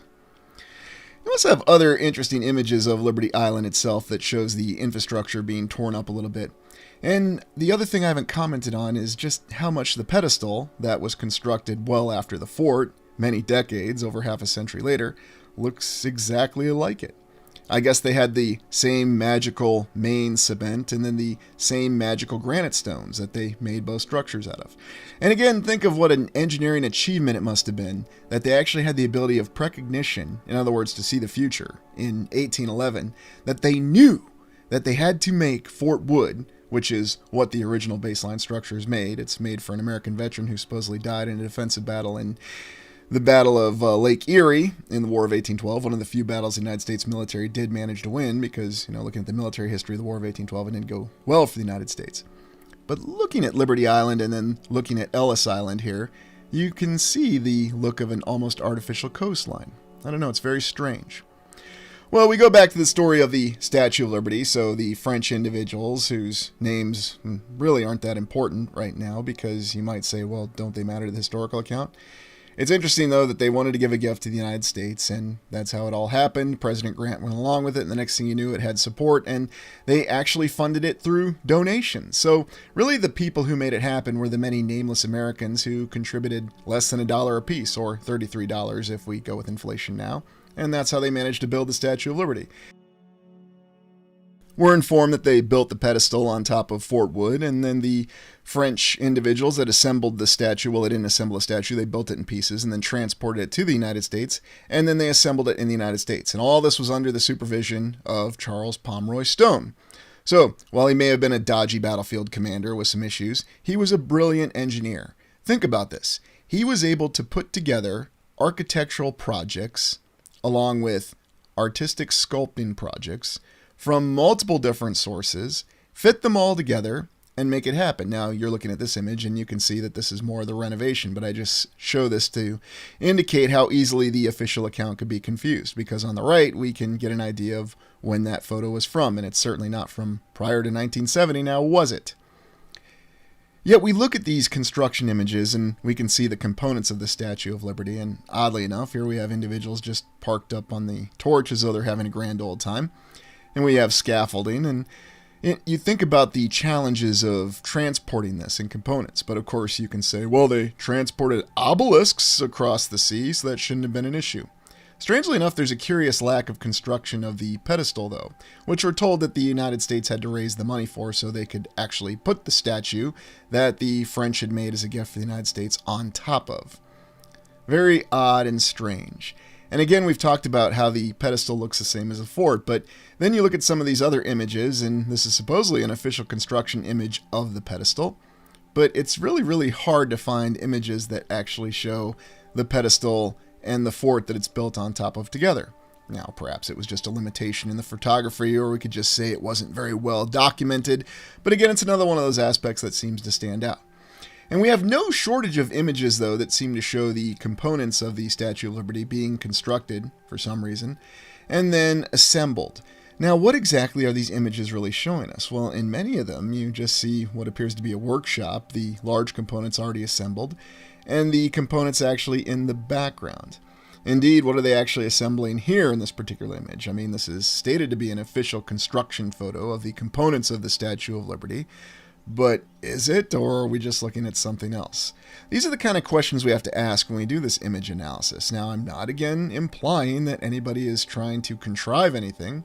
I'm merely stating that mistakes are made. I was wondering when we were going to see the individuals with the top hats. Hey, Frank, how you doing today? Yeah, there's a lot of rubble and junk in here, but I'll just hang out and supervise that. How's your top hat fitting? Yeah, mine feels a little tight, too. Maybe we should go to bowler hats. Those might be a little more comfortable. But you have these images that just cause you to question exactly what's going on, because indeed, while these are listed as official construction images of the components of the Statue of Liberty, is this in France? Is this in the United States? You have a very mixed and conflicted account, because you can say, well, we saw in the images that they had the components displayed and photographed in France, and some transported to the United States, whether it was the torch or the head. You do have images like this that give you the idea that they're building something. And yes, this could be part of the Statue of Liberty. But then you also have variance in terms of the quality. Now, is it in the quality of the image, or is it in the quality of what's being constructed? Or is this another one of Borglum's little scale models that they were building before they could build the full Statue of Liberty? Not sure. You also have the really odd images of the assembly of the statue itself. Almost looking as though they assembled it in New York City itself, and then once it was fully assembled, somehow they towed it over there to Liberty Island and then put it up on the pedestal that they rapidly built just for the purpose of displaying the Statue of Liberty. It's really strange. And indeed, some of these official images that you look at don't seem to match what we know about for photography capabilities at the time. But I don't know, maybe I'm just speaking with too much speculation, but it's just really strange. It doesn't make any sense. And indeed, you actually try to look at the account, I'll also lament the same thing that I lamented with the Mount Rushmore construction photos earlier this week. Why were these photos not well documented in chronological order? Why can we not see just a simple photo book that could easily be scanned and uploaded that show us dates and logical progression of the statue? Why is this such a conflicted and mixed account? And the explanation will be because there were issues. It was the 1800s. Remember, we have an account of a judge in Iowa in a courthouse who kept records in a shoebox. So they just weren't very good at record keeping in the 1800s. Okay, fine. But if they weren't very good at record keeping, how could they possibly be this brilliant to have a fort that was built in the 1800s, the early 1800s, a pedestal that was built in the 1880s, a statue that was built in the 1870s in components, then shipped over components, reconstructed, reassembled on a pedestal, on a fort, and it all worked out perfectly because you had a genius American engineer who wasn't the best of Civil War battlefield commanders, but he's hardly alone in that fact, and it just all worked out perfectly. And the statue is still standing there to this day. And in fact, the pedestal and the fort have been so well constructed, they've never had to do any renovations to it. In fact, the only renovations you'll see that were being done were to the statue itself. And you'll say, well, of course, because it's made out of copper plating. So it's just a series of odd accounts, and I'm not even going to go into the various numbers about the Statue of Liberty, where you see 7 and 11 and other things that come up a lot, because I'm often under the impression that numbers seem to serve to distract us. But I'm not discounting it entirely. I'm just not really exploring it too much in this exploration, because I have other explorations I'm saving number considerations for. There are many replicas of the Statue of Liberty across the United States, and this probably wouldn't be too surprising because this is a symbol of the United States, and it represents the United States. So you'd expect to see all these different replicas by courthouses, state capitals, and indeed there's no shortage of them. Yet, oddly enough, you see different aspects to the statues that are depicted. So, for example, this one in front of this courthouse, and looks like we've got one of these lovely brutalist courthouses. I wonder if this is on the same grounds that an older courthouse was. I didn't look up a particular account for this location. But the statue and the pedestal seem somewhat genuine, and of course we have a plaque on it. So what is really going on? Which of the statues are genuine and which of the ones seem to be more modern reconstructions? Well, you can find many older images across the land in the United States, and we're just looking at the replicas in the United States itself, that seem to indicate that there was a little bit more of a quality of construction put into these statues. And there's even accounts that some are actually made out of stone and some are actually carved, and maybe you got Borglum involved as well.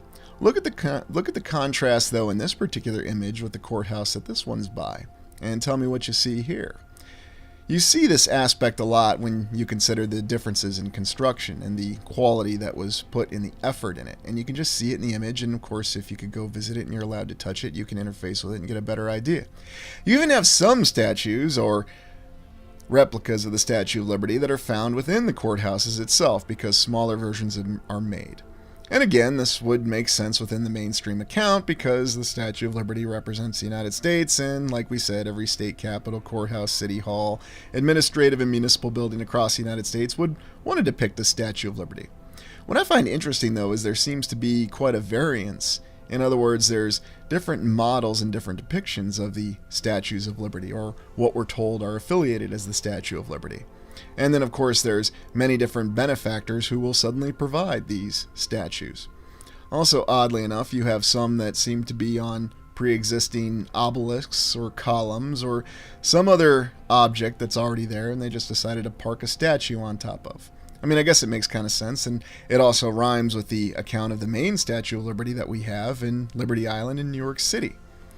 So very intriguing. Look at the brickwork on the building behind this one, and perhaps this is a little bit more of a legitimate one, although it seems to match in another either copper plating or bronze plating for all we know.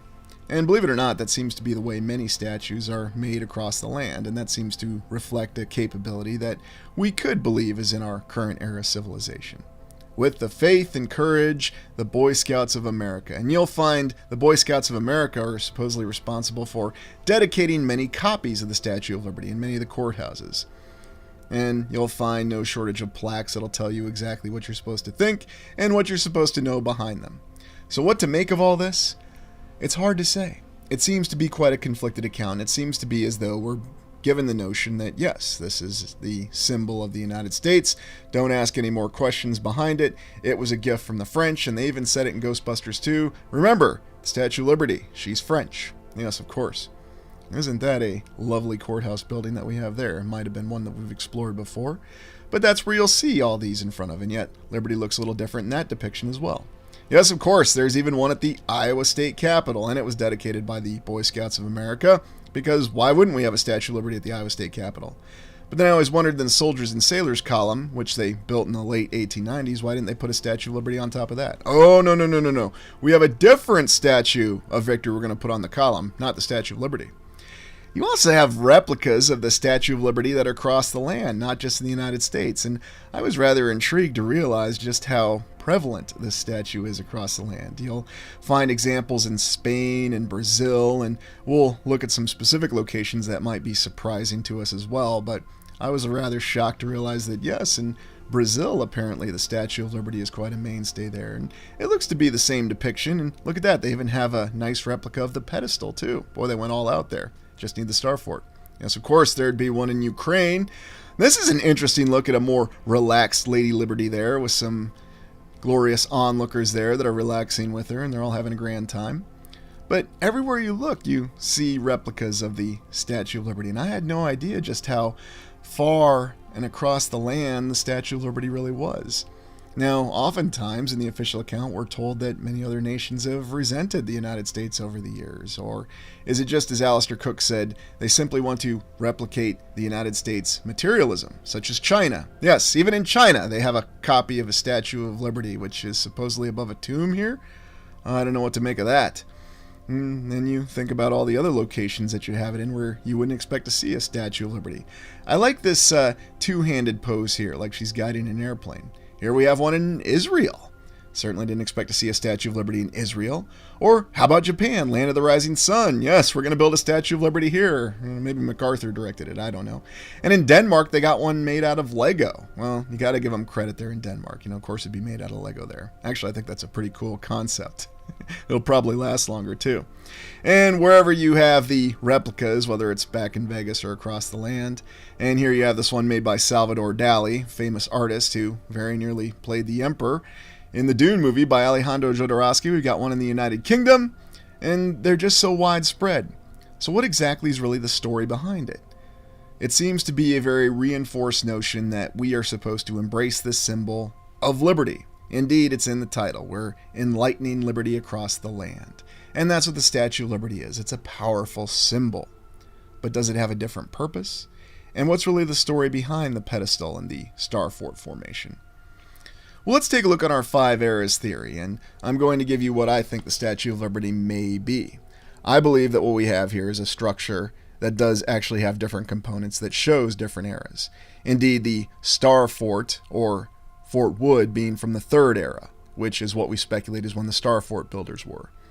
And that actually matches with the official chronology that we're given of the construction of the base.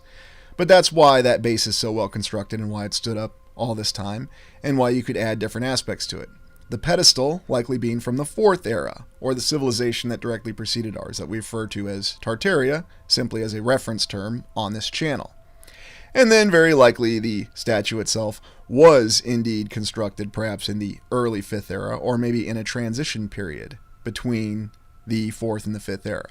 But that's just a theory. What are your thoughts? Let me know in the comments. World. Today we are looking at the Skellig Islands, an old world sanctuary in time. 10,000-year legend from Ireland. Like mighty ships that sail the Atlantic foam, the Skellig Isles parade the Kerry coast. It's a strange place with the needle's eye, where shipwrecks lie, where the king of the world rested for a while, and a place for the pilgrim, a sanctuary of time. 14 steps to nowhere, out of solid stone, don't lead us to the heavens, or lead us to the sea. First from Skellig, by Clonid.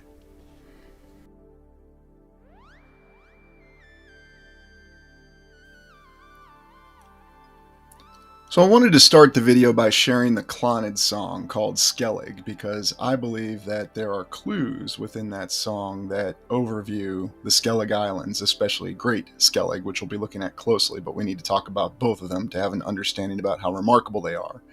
Not to mention, as you see in the picture, there are several pictures where we see Little Skellig from Greater Skellig.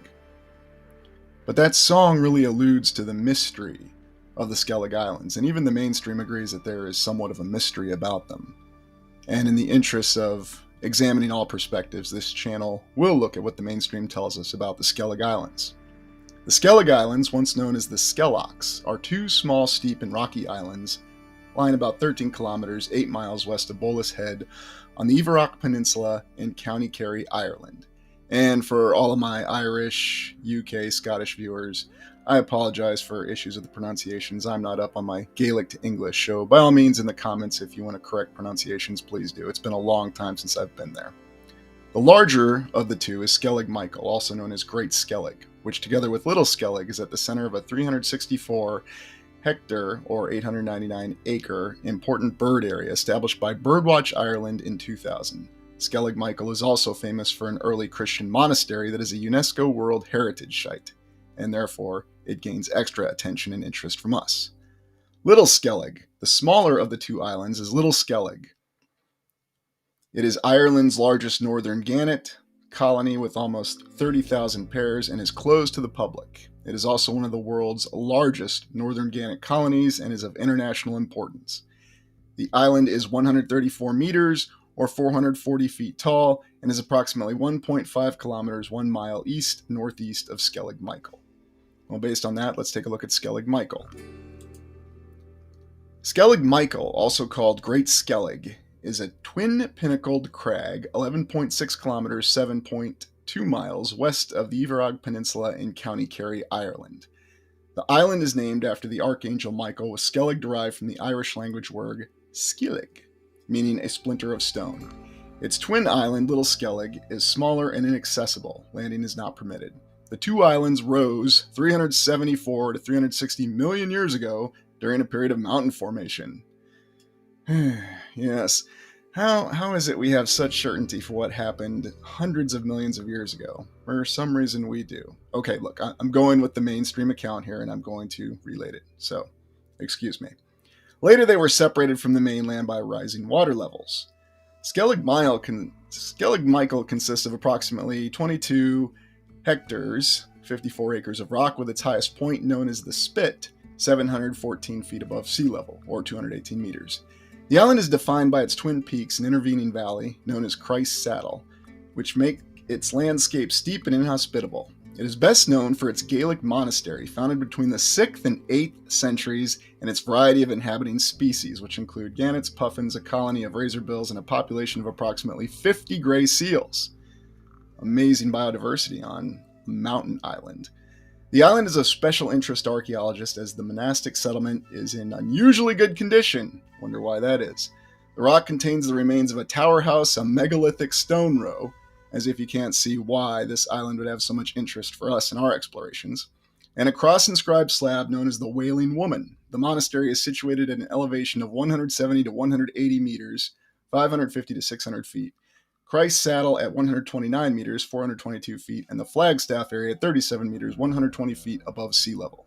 The monastery can be approached by narrow and steep flights of stone steps which ascend from 3 landing points. The Hermitage on the South Peak contains a dangerous approach and is largely closed to the public. Because of the often difficult crossing from the mainland and the exposed nature of the landing spots, the island is accessible only during summer months. UNESCO designated Skellig Michael a World Heritage Site in 1996. So that's a background. Looking at the mainstream account, you can see that there are many interesting mysteries and anomalies about Skellig Michael, and really about both the islands, that draw our attention and warrant a deep exploration. Alright, so where are we? What are we looking at? We're focused on Ireland, west of United Kingdom, which is England and Scotland, and Northern Ireland. And we're right on the northeast side of the Atlantic. Now, zooming in, where are the Skellig Islands specifically? And you see they're right here, these two very small islands. And just keep in mind Ventry Beach. We'll be talking about that a little bit later, all off of County Kerry or the Kerry coast. Now, what exactly do these islands look like? Well, let's go to our layer. Ah, yes, there's our classic Google layer. Doesn't that look so realistic? But as usual, as you zoom in, you get some better aerial imagery. And here on the right, we have Little Skellig, which, of course, we saw in the account that you can't land on. So who knows what mysteries are there or what's been there. You can't land on it, so difficult to really study it. But Greater Skellig, which has our focus, we'll look at, and I was there in the late 2000s, so I can verify that a lot of what's being reflected here on the Google map is accurate to the most extent that it can be, but we're going to look at several different perspectives of it. So what's the layout of the island? Well, we have the lower lighthouse here. We have the monastery, which gains a lot of our interest here because the monastery gives us an indication that there were artificial buildings on this island, although there might be a lot more to this island than we could possibly realize. And then, of course, we have what's called the Needle's Eye, which is the Twin Peaks of Skellig. And that is the overview of the island. We're going to be taking a look at some imagery from the island itself and analyzing it. And then we're going to come back and take a look at some different perspectives from Google Earth to see what it can show us from different parts of the island. Another part of the overview is you can actually see some of the wall that goes all the way around it. You can even see some of the stairways if you look very carefully, and then some of the walls of the monastery. All very interesting, all very intriguing. It's clear that what's here is very, very old, and even the mainstream account says somewhere between the 6th to the 8th century, or 500 to 700 in the quote-unquote common era, as we call it. That's a long time. You're talking about something that's 1,500 years old to 1,700 years old, could be much older. Again, we talk about time and measuring time, and we're going through different eras, different civilizations, and different languages. So we don't know for sure, but it's very clear that what is here on Skellig Michael, or Greater Skellig, Great Skellig, is remarkable, and it's something that we need to look at in detail.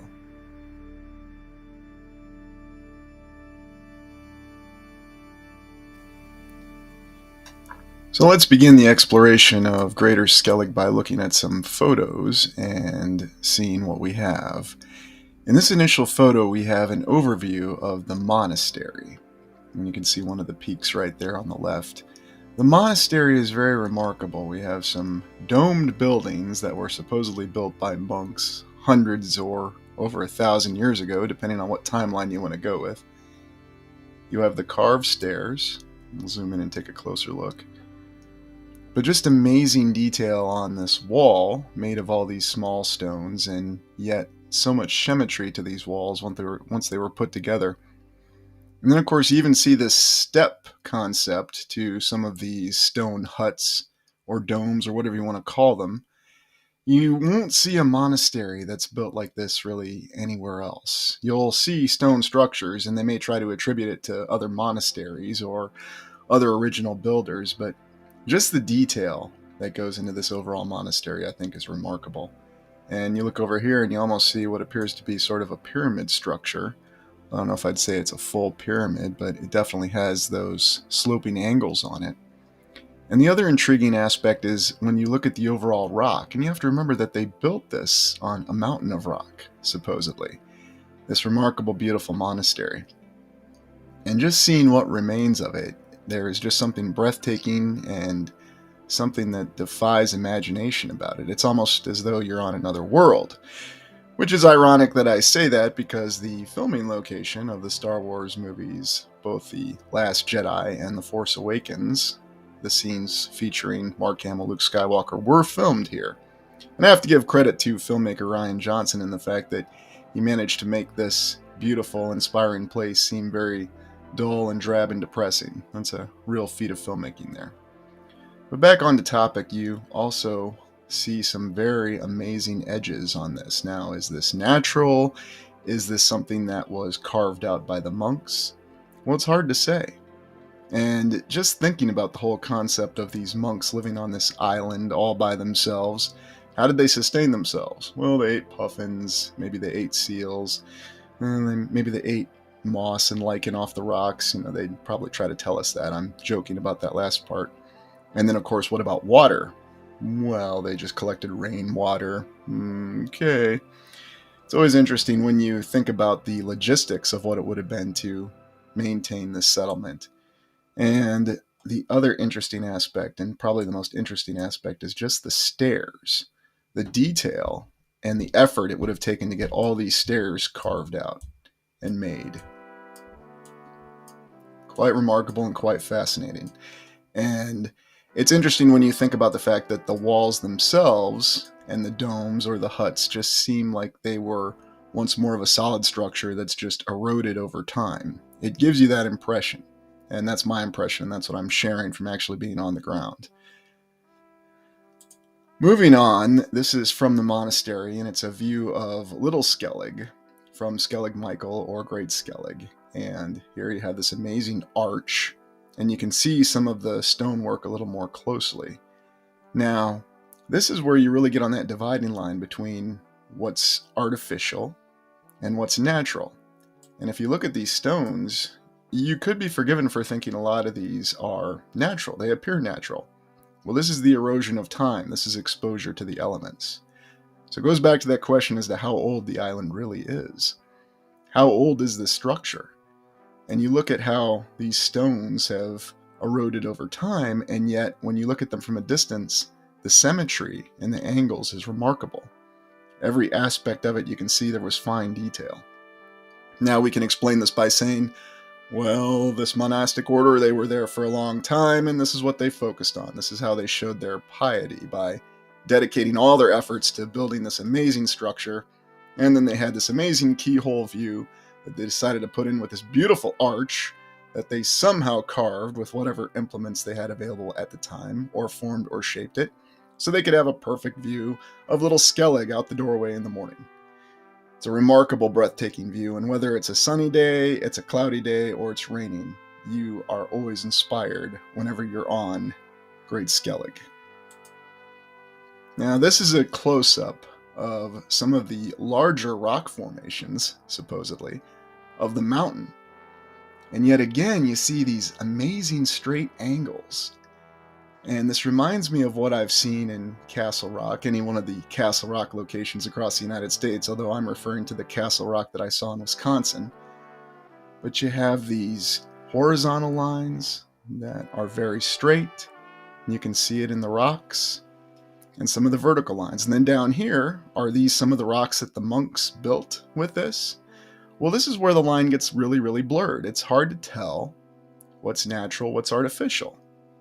Is it possible that it could all be artificial? Well, some people want to say, well, no, there's another explanation for that. It really is just a mountain, so stop trying to look for these amazing megastructures. And yet, in the official account, they do tell us that there is a megastructure. And this is one of the aspects that they consider a megastructure. So even the mainstream indicates that somehow they moved and placed these amazingly large blocks. How they did it, we don't know. Magic? Did they use the Force? Not sure, but it's there, and it's really set up like this, and it truly defies easy explanation. And this is a backup of that view that we looked at through that arch, and you see these stones, and you almost get the impression that some of these stones were vitrified or melted together in some fashion. Was that part of the original construction, or were they subjected to some other force that we can't even begin to imagine? Hard to say, but when you look closely at it, there are many castles and old structures across Scotland and Ireland that have this appearance that they've somehow been vitrified or melted together. And when you pull back, you can see the overall structure of the top of the hut. And then, of course, looking at Little Skellig, and this is a great view of Little Skellig from a distance, you can see some of these sharp angles. And you really have to wonder what's there and what could be explored on that island. Fortunately, no one can land there, but we can still look at it and employ our imaginations. And another view, pulling back more of the stone huts or the domes in the monastery. And again, just the effort this would have taken. And we have to wonder what this originally looked like right after it was built. How did they do it? How did they design it? How did they lay it out? They didn't have their version of E. Townsend Mix at that time to design the monastery. And the inclinations that this was even a Christian monastery, I remember being there, are very thin at best. There's maybe one or two crosses that you see there, at least that I remember. If I'm remembering incorrectly, someone please correct me. But it was just remarkable that it didn't seem to be very marked as a Christian site. There weren't really that many crosses that I remember seeing. I was just utterly fascinated at the time and amazed by the type of structures and how they even managed to pull this off on this island that's a mountain in the middle of the ocean. And then another view of the stone huts, and when you close in on it, you can see the domed symmetry that they had when they built these. And then again, looking at Little Skellig. And then, of course, some of the step nature that you have, the steps on these domes. So it's not enough that they're domes, they built steps on them too, and laid all this out perfectly. On this isolated island in a time when we're told people didn't live very long, they faced starvation, they faced diseases, and other terrors without the available of modern medicine, modern logistics, and just decided to isolate themselves out here and build these amazing structures, all in a bout of piety. It's amazing what piety can do. That's, I guess, why they call it piety. Here's an overall view of Greater Skellig, and here's where you can see the needle's eye between the two peaks. And just looking at its overall structure, it's a very, very remarkable island. But I do wonder, is it an island or was it something else at one point in time? Now, of course, we have many different theories that conflict with the mainstream. Was this actually an island? There are some theories that would indicate perhaps this was some kind of large organism. That's certainly not off the table, but when you're actually there and you look and you see all the symmetry and the right angles in the larger rock itself, and the admission from the mainstream that there are megalithic structures there, you really have to question what it is. And there's a much older legend, a myth, that's associated with Great Skellig that needs to be considered, and that's the 10,000-year-old legend that we promised at the start of the video. But nevertheless, you just look at the detail, the stairway, how this was done, the effort this would have taken. It defies simple explanation, and it inspires the imagination. And then here's another view of the stairway going to the top between the Needle's Eye. And it's quite a hike up there. And you have to wonder about building that stairway. But then, of course, you see the other major rocks here and how it builds up to the top of the peak. And the views that you have just about everywhere on this island are breathtaking. They're amazing. And then this is one of my favorites, because here you can see the stairway that we know is made artificially. But then you're surrounded by these very large blocks. And I think this is why they had to admit the fact that there are megalithic structures here, because even this goes too far as to try to confuse or give an alternate explanation for, well, this being natural. Yes, these very straight rocks were formed by hundreds, thousands of years of erosion. And never mind these stairs. You don't wonder if the fact is that the island was viewed by too many people. Too many people went out there and they saw it, and word got around, and they had to come up with a different story, or they had to confuse the story a little bit. Really, Skellig Michael is amazing in and of itself for the explanations, that it's something that it doesn't feel that they try to hide as much as other locations, because I don't think they have any option. But very difficult to say. When you look at it and you see all the straight lines and you see what are clearly blocks next to stairs, you know that there was something remarkable here at one point in time. And that's why we say it's a sanctuary in time. Then looking again at the stairway and looking at the tall peaks, and it's the same story, just beauty everywhere you look and just amazing. And then of course you have part of the rock wall in the path, and I don't know, if you're not careful, you can definitely take a very dangerous fall anywhere on this island, which is something else that's remarkable about it. Now, we have all these stories, and there's other locations, like I can think of Mount Huashan in China, where they have a monastery that's located high up in the mountains, and one wrong step, and all of a sudden you're down one monk. And I don't mean to make light of that, but just describing the situation as it really is. You're walking on the edge of a literal cliff that if you fall off, that's it. So yes, I can definitely see why they would say that it requires a lot of piety and just a lot of focus to even be on one of these sites, whether it's Skellig Michael or Mount Huashan or any other isolated monastic retreat that's in the mountains or some other pernicious location.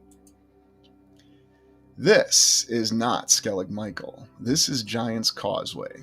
And I know some of my viewers are going to ask me, well, since we know that you've been to Devil's Tower, does the top of Devil's Tower look like Giant's Causeway? I'm not going to answer that in this video yet. I think that warrants its own video. Then you ask the question, well, why is he showing Giant's Causeway? What's that have to do with Skellig Michael? Well, Giant's Causeway was built by this individual, allegedly, a mythological Irish hero named Fionn McCool, an individual who, if you combine the exploits of Perseus, Hercules, and many other Greek heroes, you might match the exploits of Fionn McCool. And Fionn McCool, the mythological Irish hero, is the individual who's the centerpiece of the 10,000-year legend that Skellig Michael is connected to with the King of the World. No, Fionn McCool is not the King of the World, but Fionn McCool is the warrior who stood against the King of the World, and we'll explore that legend as the final part of the video.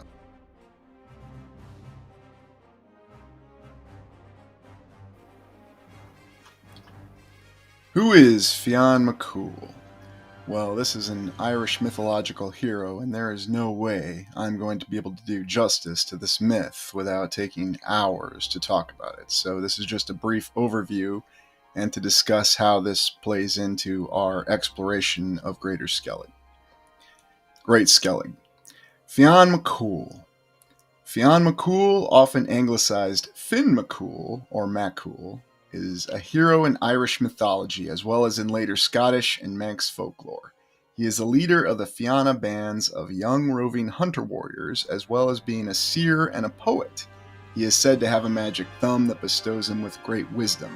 He is often depicted hunting with his hounds Bran and Shealong and fighting with his spear and sword. The tales of Fionn and his Fionn form the Fianna cycle or Finian cycle, much of it narrated by Fionn's son, the poet Oisin. The Fianna were a band of warriors, also known as a military order composed mainly of the members of two rival clans, Clan Baskna, to which Finn and Cumhal belonged, and Clan Morna. The Finians were supposed to be devoted to the service of the High King and to the repelling of foreign invaders. After the fall of Cumhal, Gul Mac Morna replaced him as the leader of the Fianna, holding the position for 10 years. So we have this mythological hero, and I'm well aware there's a lot of debates as to what the actual pronunciations of the first name is. Is it Fionn? Is it Finn? There's a lot of debate. I'm not trying to get in the middle of that. I'm just trying to relate what the summary of this amazing mythological hero really was. But you have someone who is capable of remarkable feats and led a band of warriors who, when you look deeper into the mythology, they actually say it's a military order, or similar to what would later be known as knights. And actually, the legend of Fionn McCool reads a lot like King Arthur in some ways, especially with the ending of him still being sleeping and ready to defend Ireland at the time of Ireland's greatest need. Now, let's go to the Battle of Ventry. Ventry Beach, and we'll look at how this relates to the location of Skellig Michael or Great Skellig. But Ventry Beach, an amazing beach with a great overlooking ridgeline. And what's this story? Ventry Beach was the scene of a 17-day battle in Irish folklore between the legendary Fianna, the military order, led by the brave Fionn McCool, and Dare Dawn, the powerful king of the world. Dare Dawn invaded Ireland at Ventry to exact retribution on Fionn for having eloped with his wife, the daughter of King Bolcan, the King of France. A similar situation brought English invaders centuries later when Dermot MacMurrough abducted the wife of Tiernan O'Rourke. Dare Dawn mustered a huge army of men from continental Europe and further afield. This force, which far outnumbered the Fianna, landed at Ventry, where the battle commenced. Now, a few more details that aren't here. What it doesn't say is that Dare Dawn was the king of the entire world. Not just France, not just Europe. It's very clearly stated in the mythology, king of the world. The other thing that's not mentioned is this huge army that Dare Dawn's main armies consisted of subsections, or different parts of the army, called the dog-headed people and the cat-headed people. Now, we imagine that, people with cat heads and dog heads. When you actually read what the original poem is alluding to, it almost gives you the impression that these weren't even human beings. Perhaps these were corrupted human beings. And they're not referred to even as people. They're referred to as things.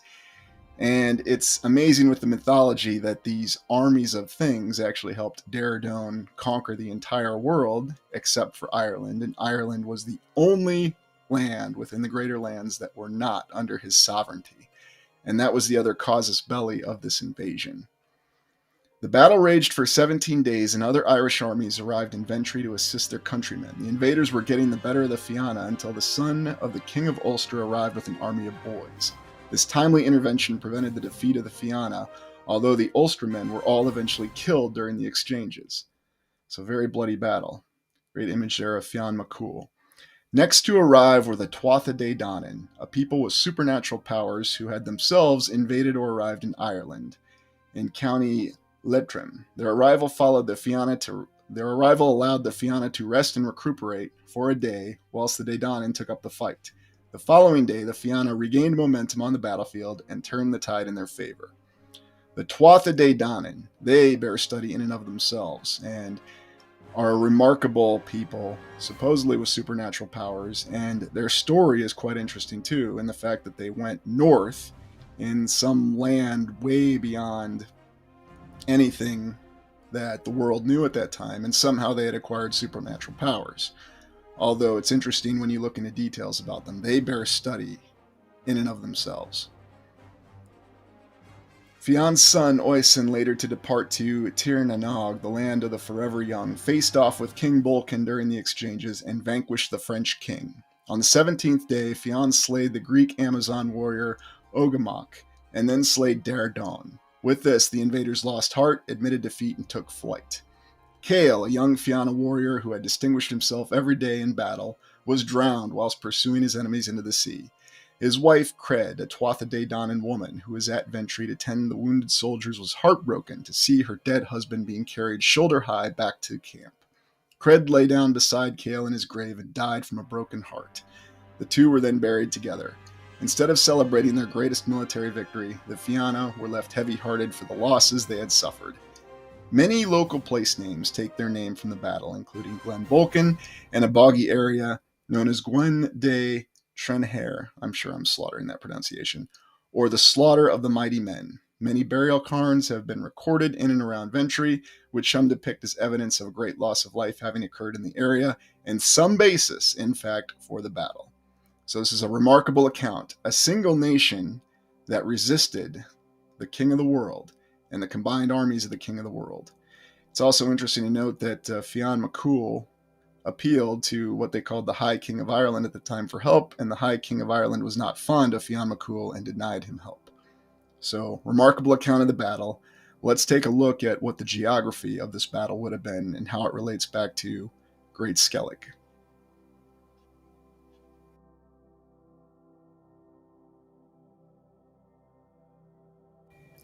What conclusions can we draw about the Skellig Islands? Well, there's amazing structures on Greater Skellig, Skellig Michael. We do have the monastery, we do have megalithic structures, walls, stairways, and an amazing appearance. What was this? Was this just some old bastion of the old world? Was this really a monastery as we're told? We have clues for all these potential conclusions. We have to wonder, though, if we go with the five eras theory, how does the monastery fit into that? And it is quite possible that the monastery is some sort of remnant from the Golden Age. And in fact, the entire Great Skellig itself could be some sort of remnant from the Golden Age. Technology that's beyond our imagination. Or it could simply be as they tell us, and it's merely a mountain, or the top of a mountain that protrudes from the ocean and just happens to make a less than hospitable island, which myth tells us that Daredon, the king of the world, used as a staging area or a tactical assembly area for his vast armada, prior to his invasion fleet moving north and landing here at Ventry Beach, which is where the Battle of Ventry occurred.